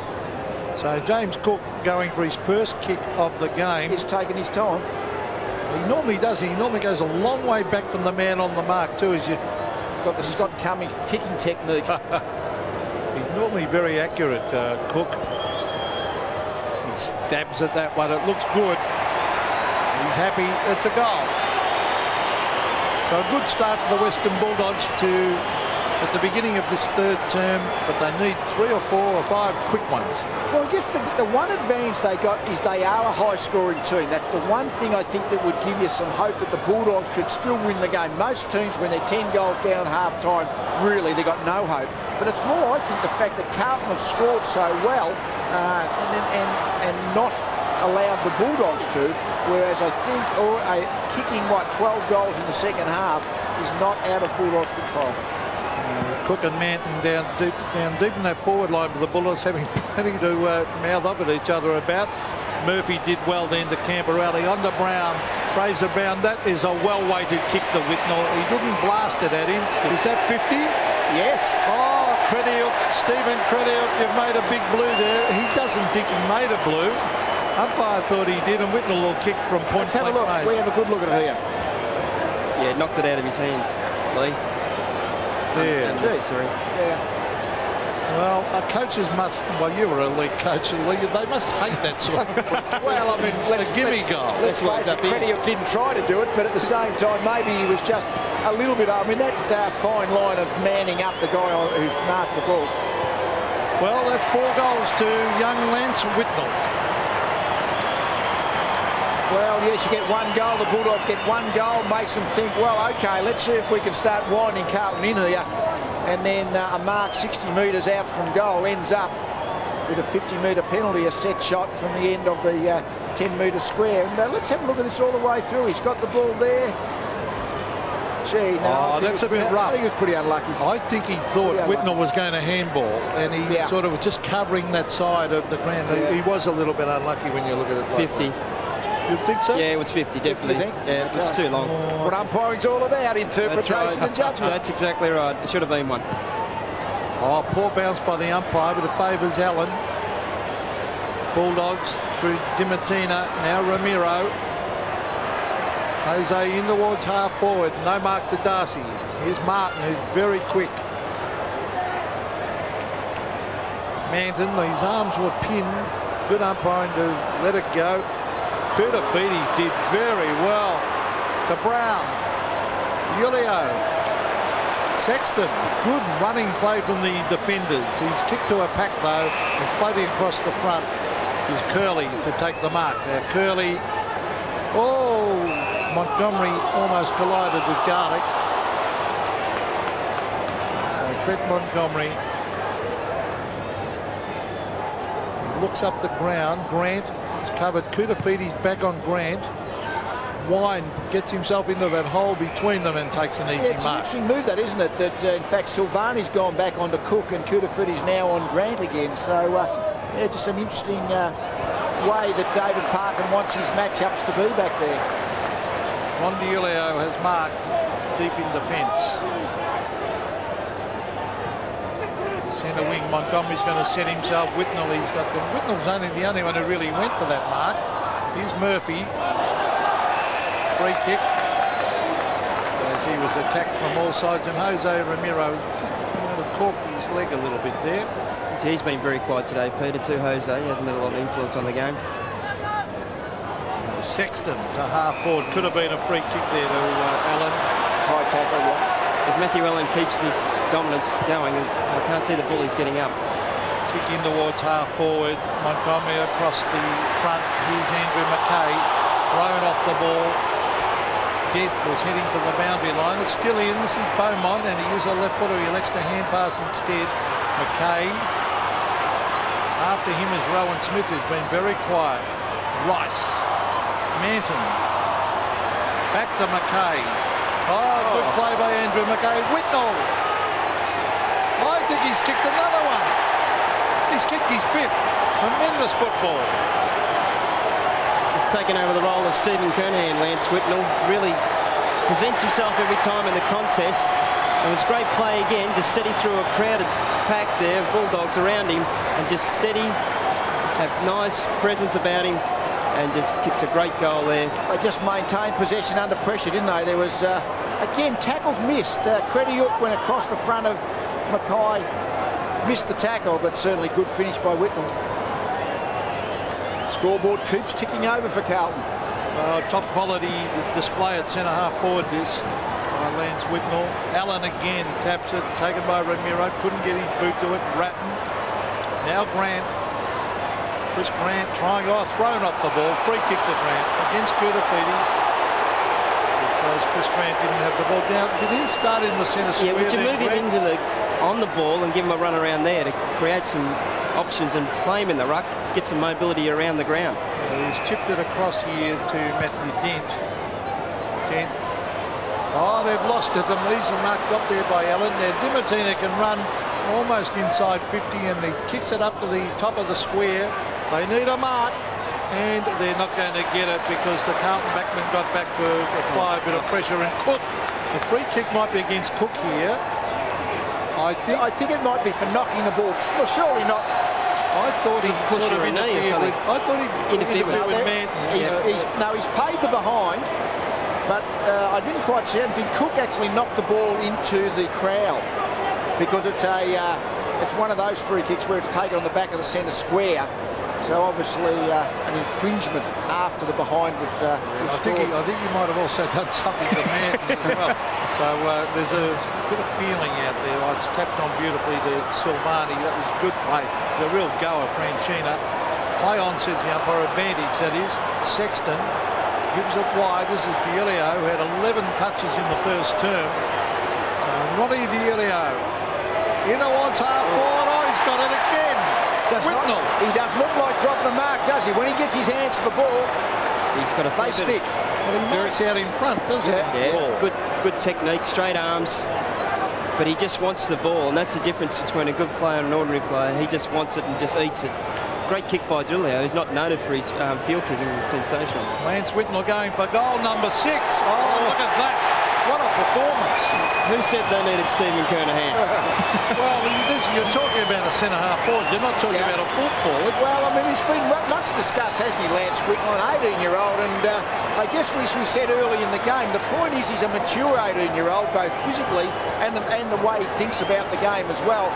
Regardless of all that, for a guy in the second year of league football to kick 6 goals early in the third quarter of a game at centre-half forward is just a fantastic effort. And to actually dominate a league game at 18 is something to behold. Lance Whitnall is playing on a good stopper too in Credial. Taken by Ratton. Oh, he keeps belting the ball forward. Nice mark, safe mark taken by Todd Curley. Now Curley across the ground. Found Jose Ramiro. Jose getting some hoots.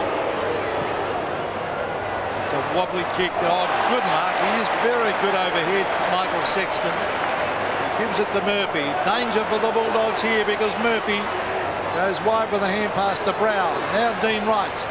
Bending it back, Hamill. Oh, he just lost sight of it. Back it came in the direction of Ratton, taken by West. Oh, Dielio! Another one!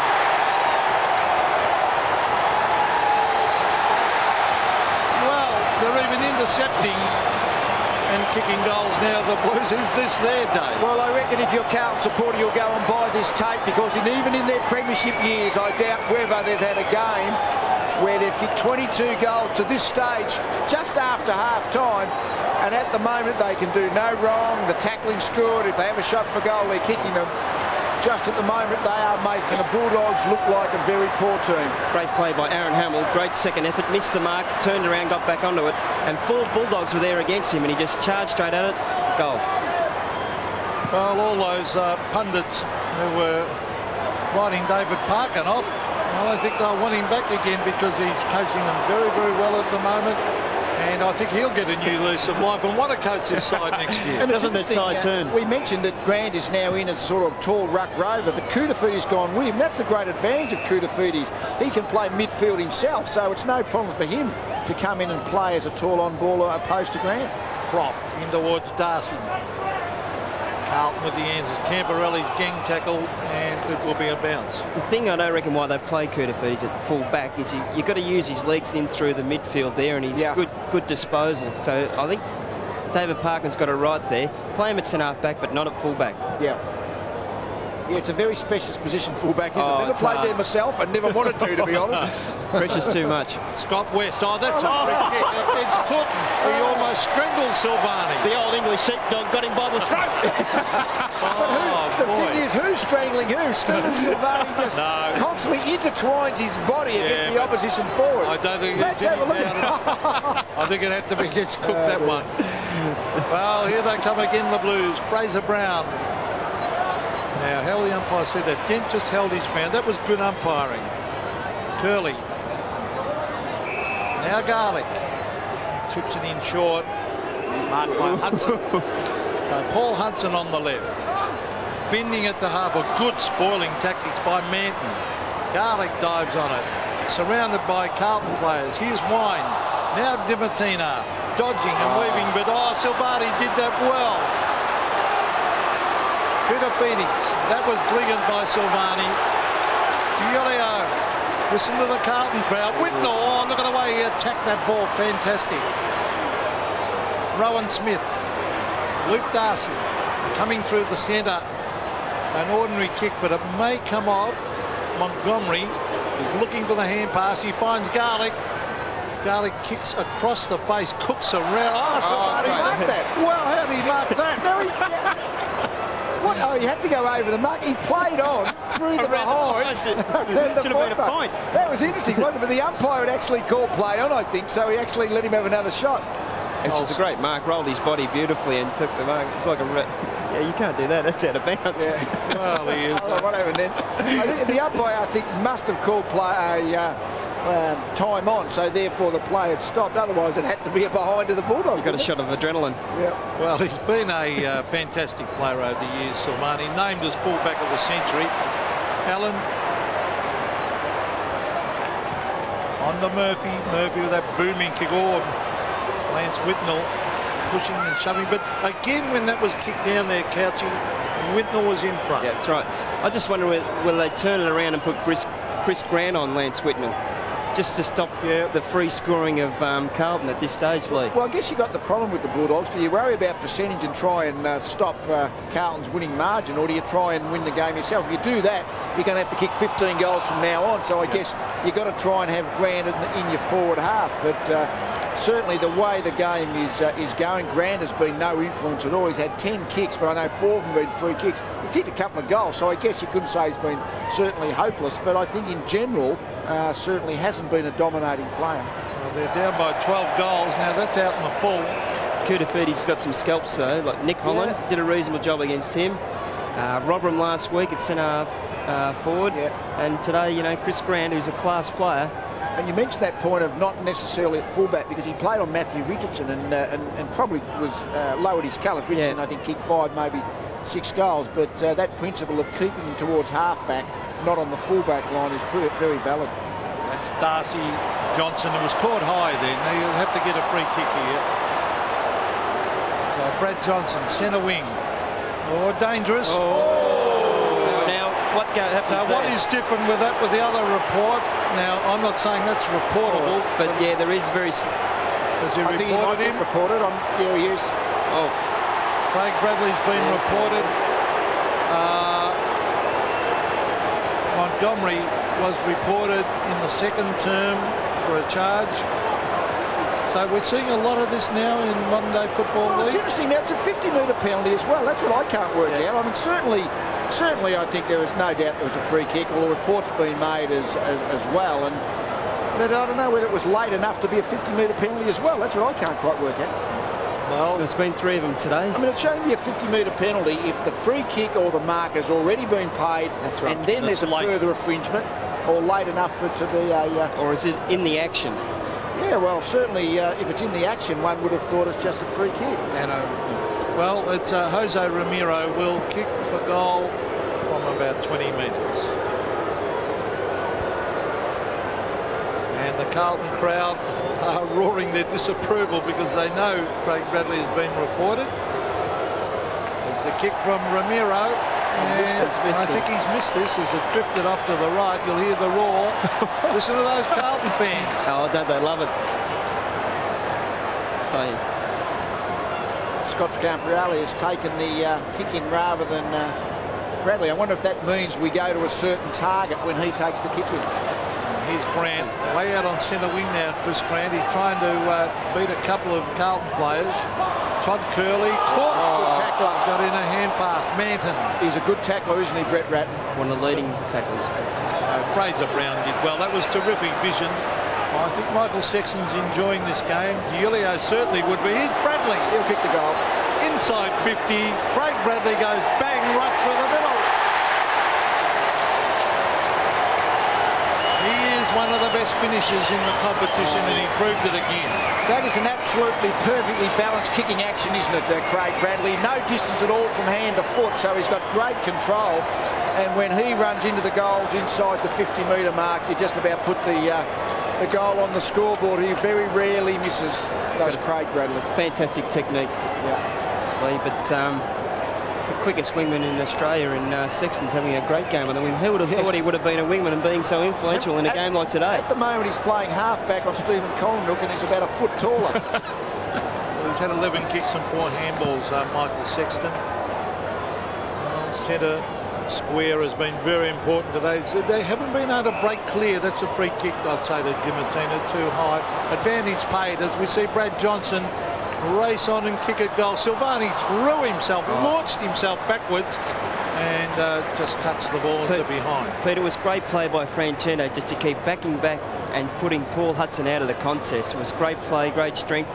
Don't give Paul Hudson any space and he'll find it very hard to get a kick. Well, the kick in is meant for Murphy. Ramiro is there also. Murphy giving the umpire a bit of a burst.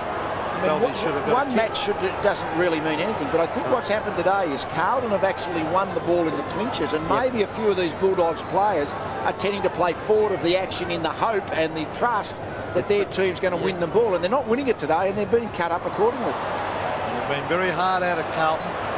Murphy, Sexton, Diolio. Here he goes, Ronnie Diolio. He can go over the top here. No, he keeps going. He probably should have given it to Beaumont. Here's Smith, but he does best, I think, running from the back line to Dent. Oh, that was a good kick, terrific vision. Collinrook. No one deep, no one back, so he kicks short, and Grant takes a good mark. Cook on the lead. Now Collinrook can give it to Cook. Cook soccers it off the ground, and it didn't travel the required distance. Free kick. In the back, the umpire said on Hudson. And that all came from the Didulio turnover. I mean, he had plenty of space to work his way through half forward, had plenty of Carlton players on, but as soon as he kicked it and Smith gained possession, rebounds and kills you. That's one of his weaknesses, Lee. Yeah. He goes too quick. He does. He actually goes too quick. The last kick you saw to Whitnell, he steadied and took his time and kicked the ball beautifully. But sometimes his leg speed's so quick, he gets the ball over the top of the boot and it dribbles along. Paul Hudson going for the second goal. Porter on and Allen off for Carlton. And Hudson has kicked his second. It's a good point you mentioned about DeLulio. Mark Fraser, who plays for Essendon as a player, players who are, you know, very, very quick. I mean, Peter Matera, I guess, is a very quick player who can sort of balance in the last minute and still deliver the ball accurately. But a lot of players who are very quick have trouble getting balance sufficiently. Michael Cole for Geelong used to do it. His leg speed was too quick. Then he'd do this mongrel kick, and it dropped short, and that's what happens to Lulio. The time before, he absolutely steadied, slowed down, and kicked it beautifully. Darcy and Porter. Dimatina out of the middle. Hurried kick, Massey chasing Johnson, two of the young players that have come up from the under-18s competition. That's Todd Curley, and ducking back to take the mark is Dean Rice. Seems we've got a situation where Scott Wine played as a spare man back and Glenn Manton picked him up, and Manton's now playing as a forward against Wine as a defender. They've just contested the ball there. That's not going to be a good contest from Bulldogs' point of view.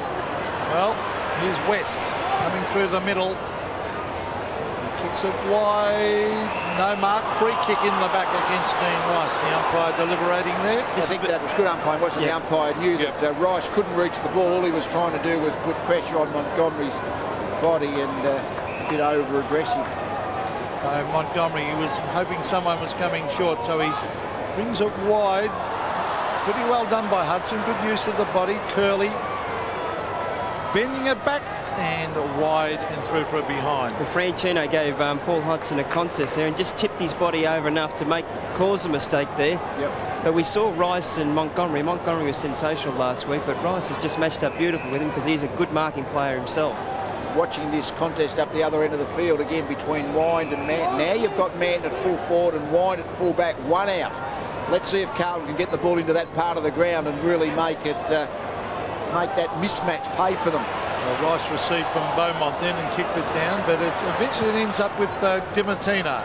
Look at Silvani coming from behind. Oh, that was fantastic. He put himself into the contest. Oh, well done by Colin Hook. Kicks it in towards full forward, but chipping in the Kudafiti, he just looks so calm and casual. Hamill is the flyer. Andrew McKay comes in to lend a hand. Here's Darcy. Now Croft. Cameron. West. Scott West is going to kick it long and high in towards half forward. Cook flies. Oh, a mile too early, and Kudafiti says, thank you very much, I'll have that one. Murphy. Now Massey. Well, you know you're not having a good day when that happens. With the judgment's out completely. So this is Chris Massey. Centre wing, good mark. Whitnell gives it off to Bradley.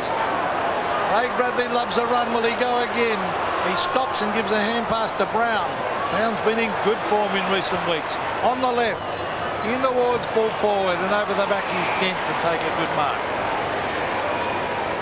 Dent will transfer play here. Montgomery has made space.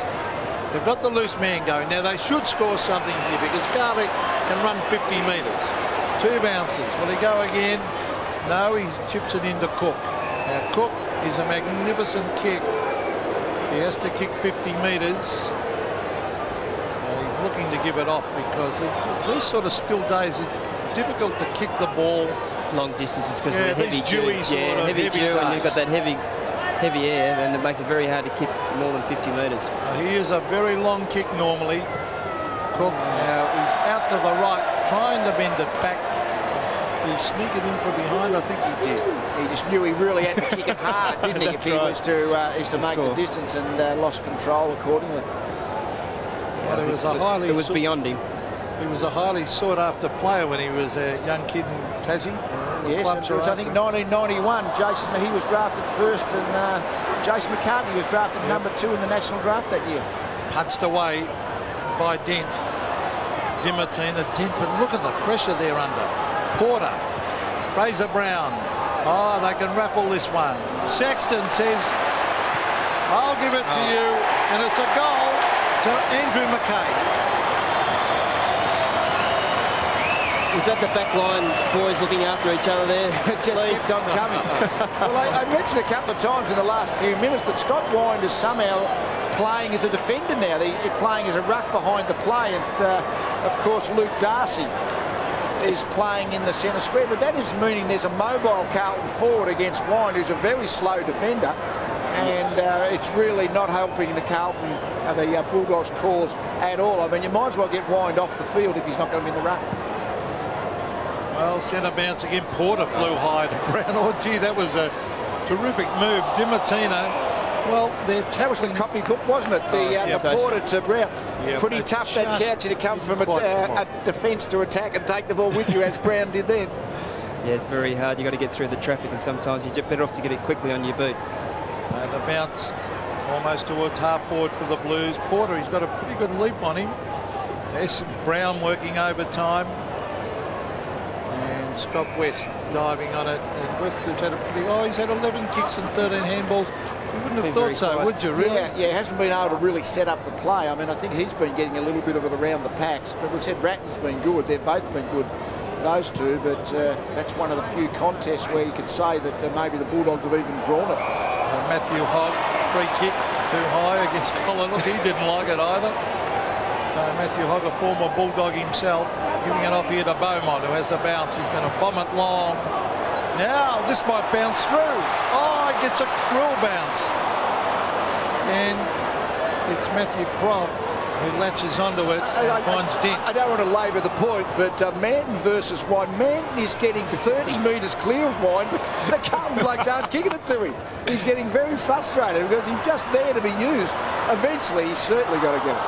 And Beaumont again. Jose.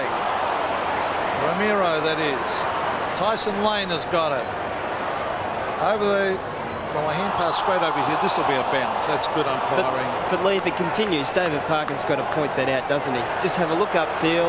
Yeah, you've got a mismatch there against pace. The trouble is, it's hard to point it out in the middle of a quarter. On a three-quarter time. Yeah, it's not going to last for long. It could not possibly last from the Bulldogs' point of view. You'd rather play Scott Wine in through the midfield and I've got no idea why he's back there. I can understand him starting out at the centre square potentially, but why he's playing permanent defence virtually and with Darcy in the ruck amuses me. I mean, as a defender, Scott Wine's a good ruckman.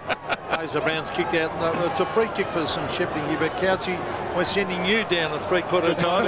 Yeah, I will. I think they're good enough to pick it out themselves. So Luke Darcy, a long kick. Silvani trips over his opponent. He's hard to play on Silvani. Murphy, Silvani again, just headed straight for the boundary line defensively, and there's a bit of a la Danny Frawley all over you, but not getting the free kick. Yeah, that's right. He's the other one I wouldn't like to have played on too. I reckon Silvani and Frawley just human leeches. If you've got the measles, you've got them. Now the umpire's going to pay a free kick here. It'll go the way of Porter against Darcy. The rotation of the Carlton forward line. Now Sexton is one out in the forward line opposed to Cameron. They've just rotated through that area just constantly today, and certainly 24 goals is a fair return. Colin shocker there. Sexton, this has set up a goal coming up here. This is Camporelli. Oh, look at this, Messi on his own. Will run into an open goal, the young boy, and put it through. And that's where the mismatch was. Scott Wine was actually on Chris Massey earlier, but just with his pace, and Scotty Wine was down there. They've got that slow bloke there, and Scotty, unfortunately, and just the pace of the Carlton players to get down there. Scott Caporelli, great spot by him to give it off to Massey, goal. And I wonder when the last time Carlton would have kicked 30 goals. They're already up to 25, and we've got, well, it's nearly three-quarter time. They'd have to kick 5 in the last quarter to kick the magical 30. Well, this is exciting stuff to watch, this free-flowing football. Here's Beaumont. Tapped down by Porter to Murphy. They might get another one before three-quarter because Fraser Brown goes to Manton. Oh, almost. Johnson did well. This is Wirra. You see from Colonel. Garlic. Coming inside, dangerous because Murphy chipped in. Murphy drives low and no mark. Good spoiling. And a free kick for holding the man. It'll go the Bulldogs' way to Colin against Hogg. It's interesting, isn't it? The inside 50s, which is just a fair idea of how many times you're going forward. is 48 to Carlton and still 38 to the Bulldogs. So they're getting a little bit forward, the Bulldogs, but Carlton are just destroying them every time they go into their forward 50. Well, West has kicked here to Grant. They're close to three-quarter time. In fact, there's the siren. And the Bulldog champion, Chris Grant, has kicked 2. He will have to kick this from outside 50. He'll have to kick it about 52 metres, which is no mean feat under this heavy atmosphere. So the Carlton supporters still, even though they're a mile in front, they're willing him to miss. I think they're enjoying their day at the footy today, the Blues supporters. They are in full voice, the Blues. Why not? Chris Grant for goal number 3. It's too far out, I would think. And now that might be designated a point, I think. Yes. So that's a point on the board of the Bulldogs to end a quarter in which Carlton continued their dominance. Do you think it should have been? I thought Scott Windin knocked the ball through from the kick in, and you're not allowed to assist the ball through, but nevertheless it's all just hypothetical now, but then fantastic. Carlton 25-8, 158, leave the Bulldogs 11-10, 76. Well, let's see if the Western Bulldogs can salvage something out of this final term. It's been a terrific performance by the Blues, one of their very best in recent years. Only surpassed probably by last week to beat the Crows on their own ground. Now Scott West to the half-forward line.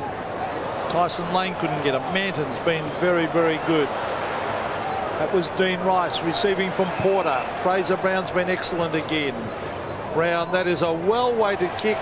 Good lead by D'Elio, who was best on ground in the first term when he had 11 kicks. We are seeing today what makes, I guess, sport in general, let alone football, unpredictable. It's a human game, and the human performers, they're not like robots, are they? They have different performances on different days, and today all the Carlton guys are up, and the majority of the Bulldogs guys are just well below the type of capabilities we've seen.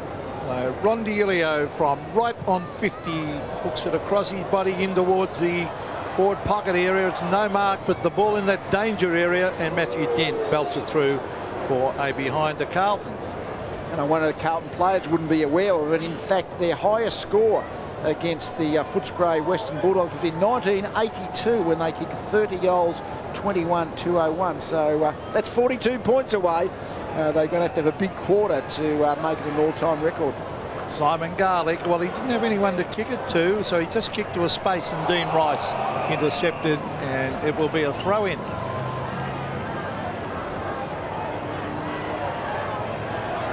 Centre wing.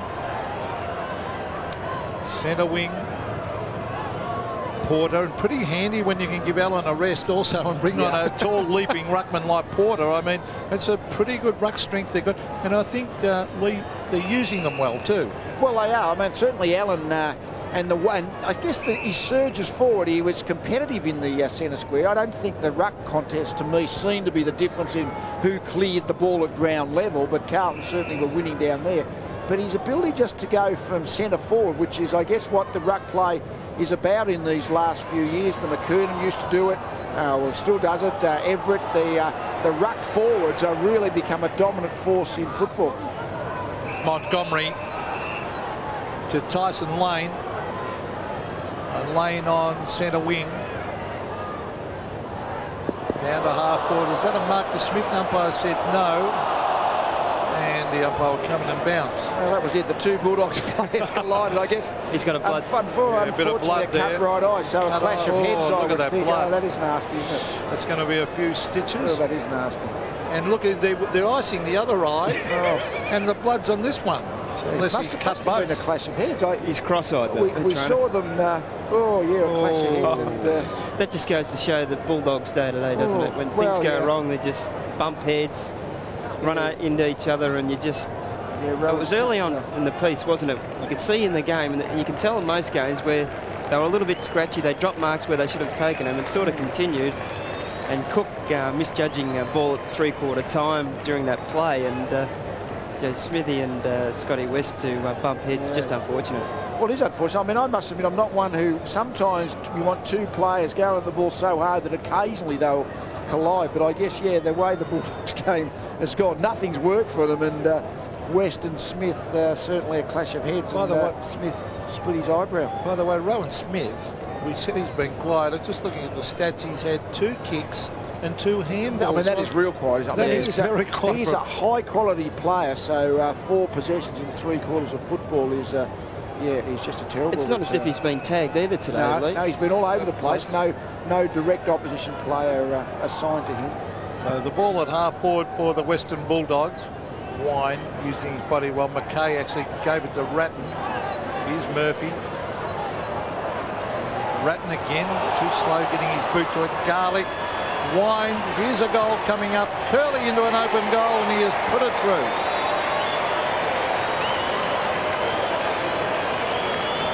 Well, it's an interesting situation, I guess, because as the season goes on, wins obviously are very important, as Stephen Silvani leaves the ground as we speak, but certainly percentage is going to determine a lot of positions on the ladder in the very end. So every goal is critical, whether for the teams that are competing for their final 8 positions. But certainly the Bulldogs are 13 percentage points ahead of St Kilda, so it is a big margin. But a big loss like this can reduce it quite sufficiently. Now, I'm sure that Silvani going off is for a bit of a breather and just a rest. He's a champion. He's important to Carlton. I don't think he was injured. He's had the groin soreness for quite a few weeks, so I guess a short game. Yep. Oh, that was isn't it over umpiring? We saw what it was for, but it wasn't much, was it? It wasn't much at all. West in towards full forward. Free kick in front of goal here will go to Darcy and against Manton. I don't think Manton's too impressed either, and neither is Koutafidis. Well, a couple of, well, the first one certainly was cheeky touch, but now playing handies in the schoolyard, Peter. It was absolutely ridiculous. Well, let's have a look. That's it. It's free kick. Is the umpire? Are they fair dinkum that is the free kick? It is a bloody contact sport. Goodness me. Oh, Darcy has kicked the goal. Well, they say the Bulldogs have got to. They say the Bulldogs are very, very getting a lot of free kicks, and it just shows there that the umpire was favouring them on that stage. It is just laughable. It is a vicious umpire, isn't it? I mean, 2 players are okay. It's a bit of bravado. They're not going to hurt each other. They're bumping off each other. So you bump too hard. Oh, gee. Now, I mean, that's gone down through the ages. Well, worse happened in the past. I don't think what used to happen applies now, because the rules have changed, but I don't know whether that rule's changed. Oh, no, that was just a bit of a bump. That was nothing. Anyway, let's get on with the game. I can't believe it. So the Bulldogs have scored a couple now. The big leap again, you saw of Porter. The umpire will come in and bounce.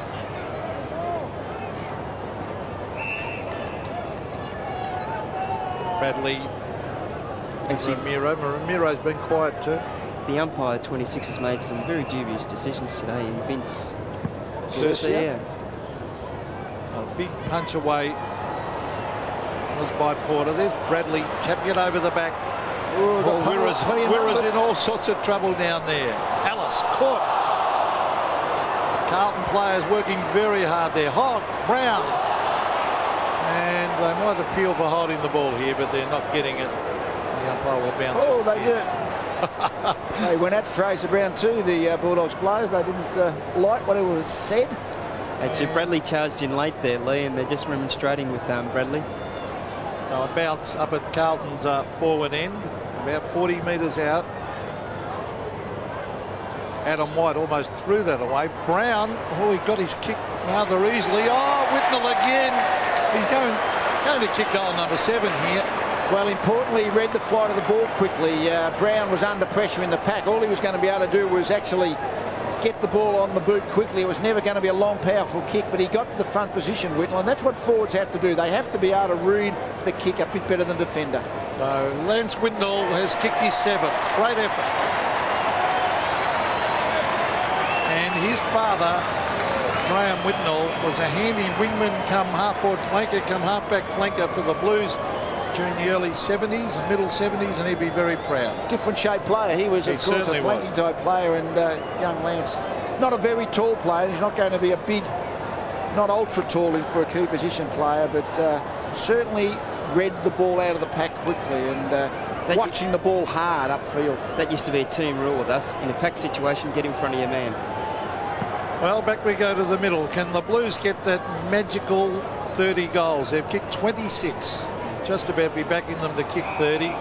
What I mean by that is that when the ball's bounced, you should move in front of your man at any stage. How often do you see a quick kick out of a pack and the man invariably in front marks the ball? And it happens so often. Particularly forwards, Couch. I mean, defenders have to have at least one eye on the forward, one eye on the ball, but forwards can be just totally have their eye on the ball in those situations, don't they? There was Craig Ellis getting it forward. Fraser Brown, Glenn Manton, Andrew McKay. Whitnell again. Oh, he's got it again.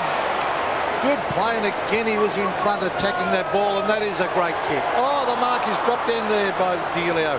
Should have snaffled that one. Colin got that out with a quick hand pass to Cameron. This is Matthew Dent. But nothing flowing for the Western Bulldogs. They've been well beaten today. A low trajectory kick. McKay gets himself there as centre wing. Whitnell, oh, that was a clever dummy. And then he brought it in towards half forward, and Delio again. Another short kick. And the lead is by Hamill, and he will kick for goal from 40 metres. Picking ducks out of the pond now, aren't they? They're really just cutting up the Bulldogs. Confidence is just an amazing thing. We talk about it all the time. You can't see it, you can't touch it. You don't know where it comes from, you don't know where it goes, but we know when it exists in a game of football, as it does for Carlton today, they're just destroying the Bulldogs, who today, they were confident last week. Today, it's just one-way traffic against them. Aaron Hamill for goal number 4. And the Carlton crowd are happy behind the goals as he puts it through. One-way traffic, and it was interesting when that ball came out of defence and Mackay gave it to Whitnell. He looked forward. There's 3 Carlton players forward of the ball. It's just a matter of choosing which one will I go to. Great poise again to steady and hit the Delio beautiful. Steadies again Delio, and Hamill, who's been a very good player for Carlton, was taken off the ground the first quarter. It's really showed David Parkin something in the second and third quarters and the last. Well, they're up to 27, the Blues. Porter. Michael Martin, Grant, Koutafidis. Well done, Koutafidis, to get there and put the spoil on. And oh, gee, he looks an athlete, doesn't he, when he lopes away with that ball. Here's White. Andrew McKay, just a little fumble. Back it comes in the direction of McKay. The Bulldogs swoop, and the umpire will bounce. Yeah, I guess it's a perverse thing to say, I guess, but Cooter's been unlucky. He's been born with such physical talent that everyone has such high expectations of him, I think.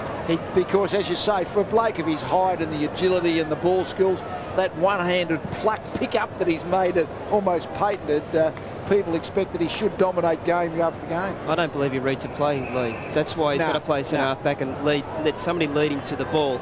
He's not a great reader of the play, and Andrew Bewes at Geelong wasn't a great reader of the play. He had to have the ball coming towards him, and he played sensational in the back pocket, but put him on the ball, he struggled to get a kick, as you see some blokes do. Yeah. Koutafidis is the same. He really did struggle on the wing there for a long time this year. Well, the big thump comes back in the direction of Ratton. Dimartino, he ran into a brick wall. Holanook, quick kick. Matthew Hogg has taken the mark. Oh, the Blues are going to go forward again here. Just hunting in packs all the time, Peter. It was 3 at Colinook then. Well, there's a low kick. Camporelli must have been touched because the umpire called play on. Camporelli bends it back. Curry. Oh, how good this bloke. Wow. I mean, that was a mark. Because there was 5 guys all running it at different angles. But he came down with it again, did Willance Whitnell. Well, he's going for goal number 8, Lee. It's a fair effort. He's saying, how long's this league footy been going on? It's like Shell and Pease taking marks. I don't know whether he was in the best position, but he certainly ended up in the best spot. Got both hands on it. And well, I can't wait to get home tonight because I've got a mate who reckons that he's overrated. Lance Whitnell, he told me early in the year there'll be a phone call made tonight. Looks like someone got caught up in that pack of players. He hits the pack hard, though. That's the great thing about Lance Whitnell. He pushes everybody over and keeps his line on the ball beautiful. Lance Whitnell for goal number 8. Kicks right through the middle. Great performance this by the young centre-half forward. It's quite unbelievable, isn't it? Yeah, well, I mean, a couple of times the ball's been kicked out in front and he's just had strong hands, but that was the genuine pack mark 20 metres from goal. Have a look at this. That must have been touched off the boot because Camporelli had to play on. But have a look at this. They were converging from all angles. How did he get there? Judgment. He's taken 11 marks today, Lee. It's a big effort, isn't it? Big effort. 13 kicks, 5 handballs, 11 marks and 8 goals. Fair little effort. Well, two things. Can Carlton get 30 and can Lance Whitnell kick 10? He's got 8 at the moment as the quick kick comes down forward and a holding decision. The umpire signalling on Chris Grant. There didn't look to be much in that either. But Grant, the low trajectory kickers are beautiful. Tyson Lane is marked. He'll have to kick at 50 metres.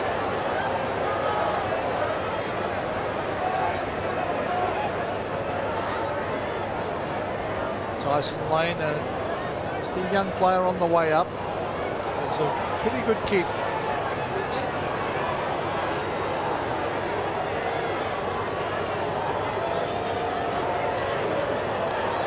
Right on that 50-metre line, a long, high kick. It clears the fence and it's a goal. I know, but he's clapping and cheering the Bulldogs. I think they realise it's all over, and it was probably at half-time. A few flags waving. It's interesting, but the conversion's been fantastic. I mean, Bulldogs 14-10, that's pretty good. Since quarter time, Carlton have kicked 21 goals, 3. Just not only have they been getting shots at goal, they've just been so accurate in their conversion. And there's not a breath of wind either. No, perfect day. Just look at the flags. It's a perfect day. You think it'll be a hamstring tested today, though, because it's a little bit cool. I never had him, Pete. He didn't run fast enough. As we see Wine flipping it over the back. This is West. Courage needed. Oh, and the leading play. There's Tyson Lane again coming out in front of White and has taken the mark. And he's a strong build of a kid. He's got the tape on his nose to make him breathe a bit better there. Yeah, that's that thing to open up the nostrils, isn't it? To try and... it's like race horses with the crossover noseband. Keep the nostrils flared, yeah. So I guess every little bit helps. That's all you can say. Around your mate Mark Bairstow too much, Couchy. And all these horse terms. So Tyson Lane, he kicked that last one beautifully from 50, so the distance certainly won't be a doubt. Let's have a look at the accuracy as he stabs at this one and has just missed.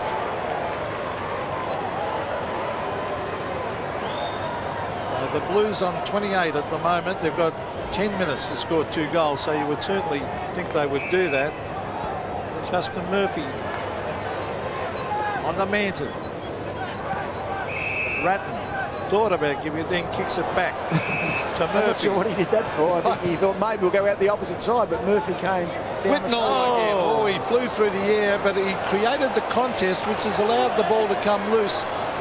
And this is DiIulio. That is a clever kick to Bradley. Bradley doesn't muck around. He turns around and belts it long up into the danger area. They all kicked out of it. It was Rice kicked out with the foot. Sometimes that can be interpreted as a deliberate kick out. Taken away by Collinhook to the half back line. This is Curley. Now Dent. Dent, no one to give it to, so he bends it out wide, hoping it'll bounce properly for the running Johnson. He's got it. Looking for Grant. Doesn't reach him. This is Hudson, a bounce. He's got a hand pass. Is Hudson? No, he kicks. And he may have goal. I think he has. Yes. Well, third goal to Paul Hudson, but he's certainly only his 7th kick, so he certainly hasn't had a lot of the ball. And the crowd at Optus Oval Day for the co-tenors, 26,697. Great running kick by Brad Johnson just to quickly get it on his boot. Chris Grant's gone for the shepherd and fallen over, and Hudson with his great poise and skill, as you know, great left foot snap. But you just saw Lance Whitnell there contest that ball at centre half forward. And when we had Barry Stoneham at centre half forward, when he contested the ball, it made it very easy for the half forward flankers to get it, because he'd take 3 out, and that's what Lance Whitnell's done today. Wine and Porter, they both miss it. Scott Wine's got support from West. And West is brought to ground. And they've tackled very well when they haven't got the ball themselves. Carlton, who the man? Brett Ratton. That close quarters tackling work ethic in the middle of packs. I think that's why Ratton ends up winning best and fairest, because it's his value in the middle of the packs is just so well recognised by the club level. Scott West attacked from all angles. And Fraser Brown, he likes a bit of a dust-up. Fiery customer. What's the umpire going to do here? He's just going to bounce. And players around the ball, there must be about 16 players around this bounce. Right in the centre of the ground. An amazing performance by Carlton. No one would have suggested they'd be this far in front. That's White getting it towards D'Elio. Garlic is pretty quick. He drives it out wide. The mark taken by Brett Montgomery. So Montgomery just outside 50. Drives it down looking for Darcy. Darcy in front, the ball hits the deck. Still Darcy. He's got it. Kicked it on the right foot. Now he's lost it to Anthony Francina, who gives it off to D'Elio. This is good running by the Blues. Up towards half forward. Whitnell again in front. Gets in a hand pass. That was good. Ratton. Still Ratton. And the umpire will have to come in and bounce this, and he will. Yes, it's just the game is being played out now. But really, the Bulldogs 15-11, that's a decent score, isn't it? That's going to win 101 points. That wins as many games as it loses. So it's been a real free-flowing game. 43 goals. It's been great entertainment for the 26,000 people who've come to watch it, and I hope the people watching it live as well. Well, this is good play by Grant. Good teamwork by the Bulldogs. And Chris Grant, it's not their day, the Bulldogs, because he has hit the post. But that was a good build-up right down that wing. Tyson Lane gave off a hand pass. And, well, they're still battling away there, but I agree with you, Lee. That can be a winning score on in a number of games, but it's been a free-flowing game all day. Well, just the Carlton's ability to score has just been magnificent. The way they have set up their attack. Certainly they've been a low-scoring team. The first half of the season, the thought about Carlton was they weren't winning many games. Of course, their forward line just couldn't kick a winning score. But today, their percentages conversion for the amount of times they've got into the forward part of the ground has just been tremendous. Well, this is Manton. We're having a bit of keepings off there. McKay, centre wing, Camberelli, West. And the umpire will come in and bounce it.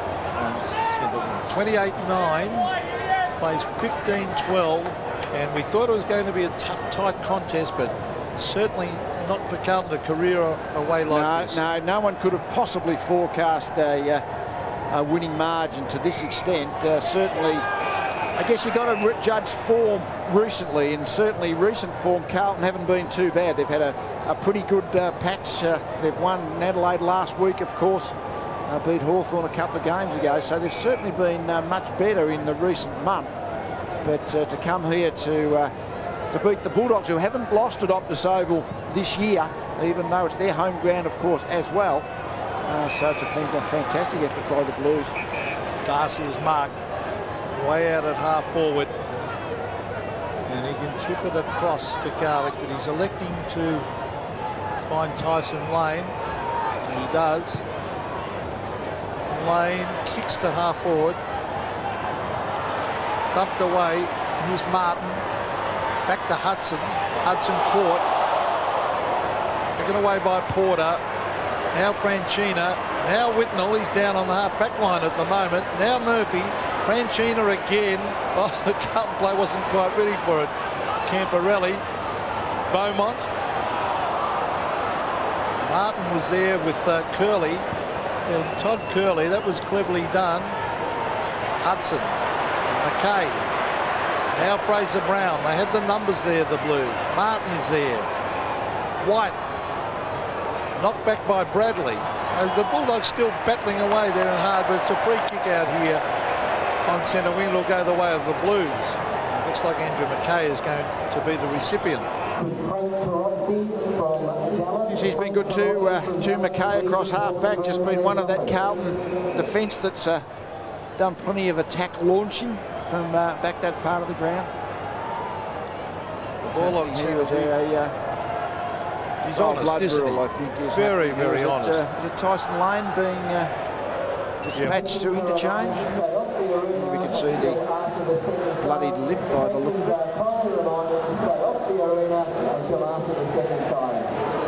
Andrew McKay hasn't got a lot of leg speed, but boy, he's got a big heart.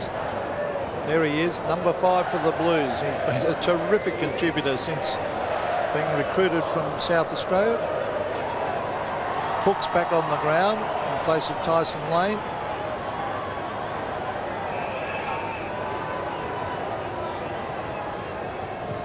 So Andrew McKay kicks to the half-forward line, or the big thump over the back. Murphy, he seems to be maturing a bit as a player, Murphy. Yep. Fraser Brown. Over the back, chance for the Blues to get goal number 29. They're still in there with a chance. Hogg, now Dean Rice. Rice belts it over the fence for a goal. Terrific finish. Yeah, that was a very, very skillful finish. He didn't have a lot of time, Dean Rice. I mean, he's facing one way. He's going to have to kick the ball over the left shoulder, but he just was able to get the ball across the boot to curl it back. And have a look at this attack on the ball. Hamill probably cork thigh, maybe, as he attacked that contest. The Bulldogs player behind play is on the ground. I don't know if they're calling for a stretch. I can't quite pick up Montgomery. which was it, Montgomery? I don't know whether, yeah, was it from that particular clash? Oh, that's a cork thigh for sure. Yeah, hopefully, well, cork thigh's bad enough, I guess, but hopefully it was just a clash of legs and they bruised hurt. muscle. Yeah, they really do hurt, those corkies in the middle of the thigh. Well, the crowd are in.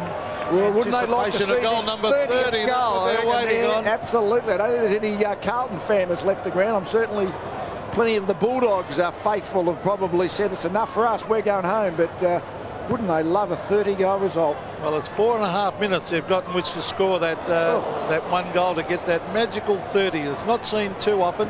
That's Grant getting it to Martin. Cook on the lead has Mark. He'd be glad Silvani's not on the ground. James Cook. Well, look at the blonde hair, the blue mouth guard. It all matches. Yeah, so he's put the mark on the ground. He is that mouth guard. What a colour. He's a huge kick. He's got a bit of an angle to contend with here. Oh, he only has to kick the ball about 40 metres. He puts the mouth guard down the sock. He does take his time. And the crowd are giving it to him. He does take his time. This is shades of Scott Cummings. It is, yeah. And now he's deliberately, I reckon he's deliberately take a little bit longer now. You think it was the shot for the winning goal, wouldn't you? Yeah. James Cook kicks a goal for his second, and after all that he's missed, I think. Or is it a free kick? Umpire might be, no, it's a point.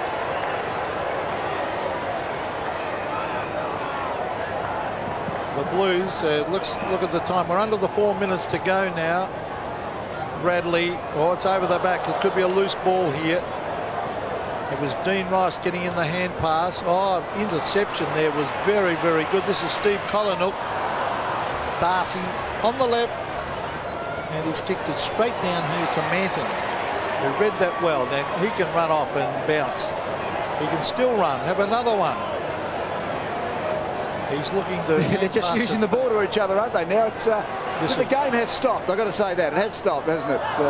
Yep. Most of the venom's gone out of it. Carlton would like that 30th goal, but I think they think they've done enough for today too. They've just had a real big win. And, yeah, there's not a lot of life and movement in the game now. Well, there's Franchina and Massey. And also Manton involved there. It's Massey who kicks it up to the half-forward line. Here's Ratton. Oh, cleverly done. A beautiful ball. Maybe they will get goal number 30 because Fraser Brown's got it. Kicks it to McKay, and he is marked. And a million of them forward. Well, he's 60 metres out from goal. Whittle on his own in the pocket. Yes, can Whittle get another one? Oh, he couldn't quite hang on to it. The crowd were willing him to. It's over the line. It'll be a throw-in, and the time clock showing 2 minutes and 40 to go in this game.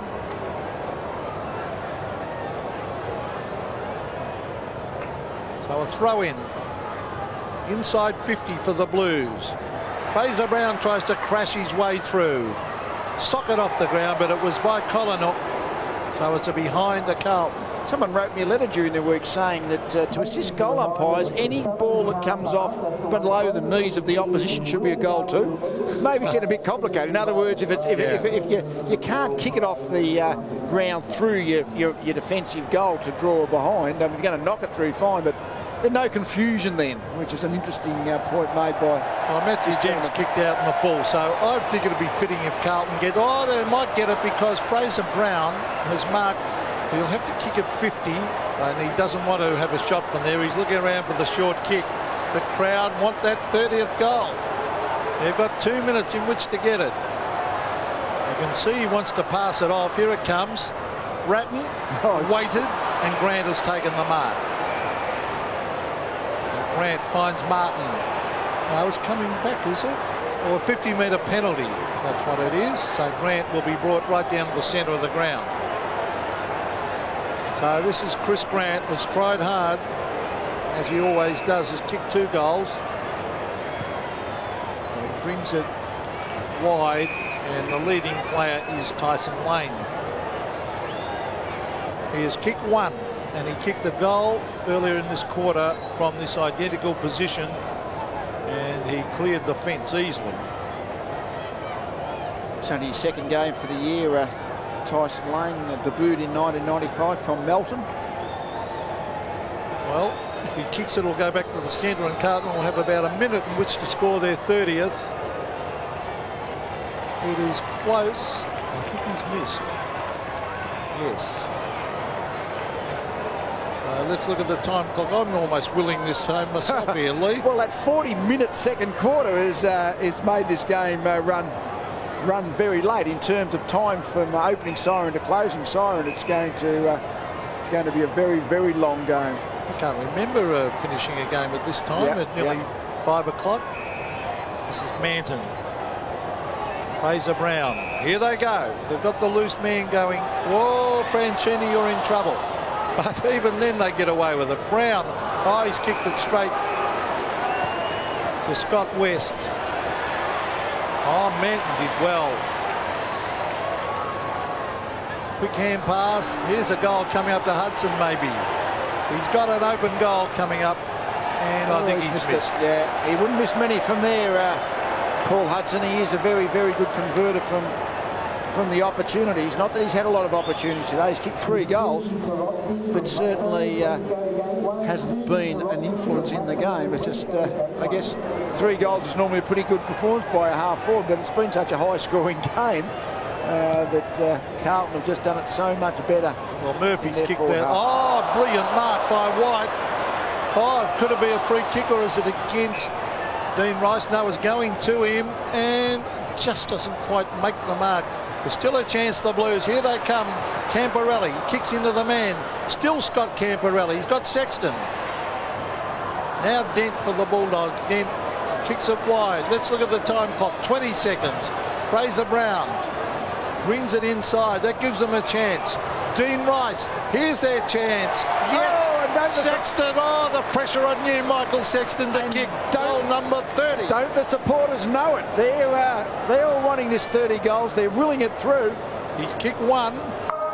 Oh, there's a siren, and wouldn't this be fitting if Michael Sexton could kick the 30th goal of the game to win a brilliant performance by the Blues. It'll have to be out to the right, and he's missed. Wow, that's disappointing, but what a great performance, Lee, by the Blues. Oh, they were just fantastic, weren't they? Didn't get the 30 goals, but a 29-goal performance was just a fantastic effort by Carlton to win comfortably. Craig Bradley, very good for Carlton. So Carlton, 29-11, 185, beat Bulldogs 15-15, 105, and it's good afternoon from Optus Oval.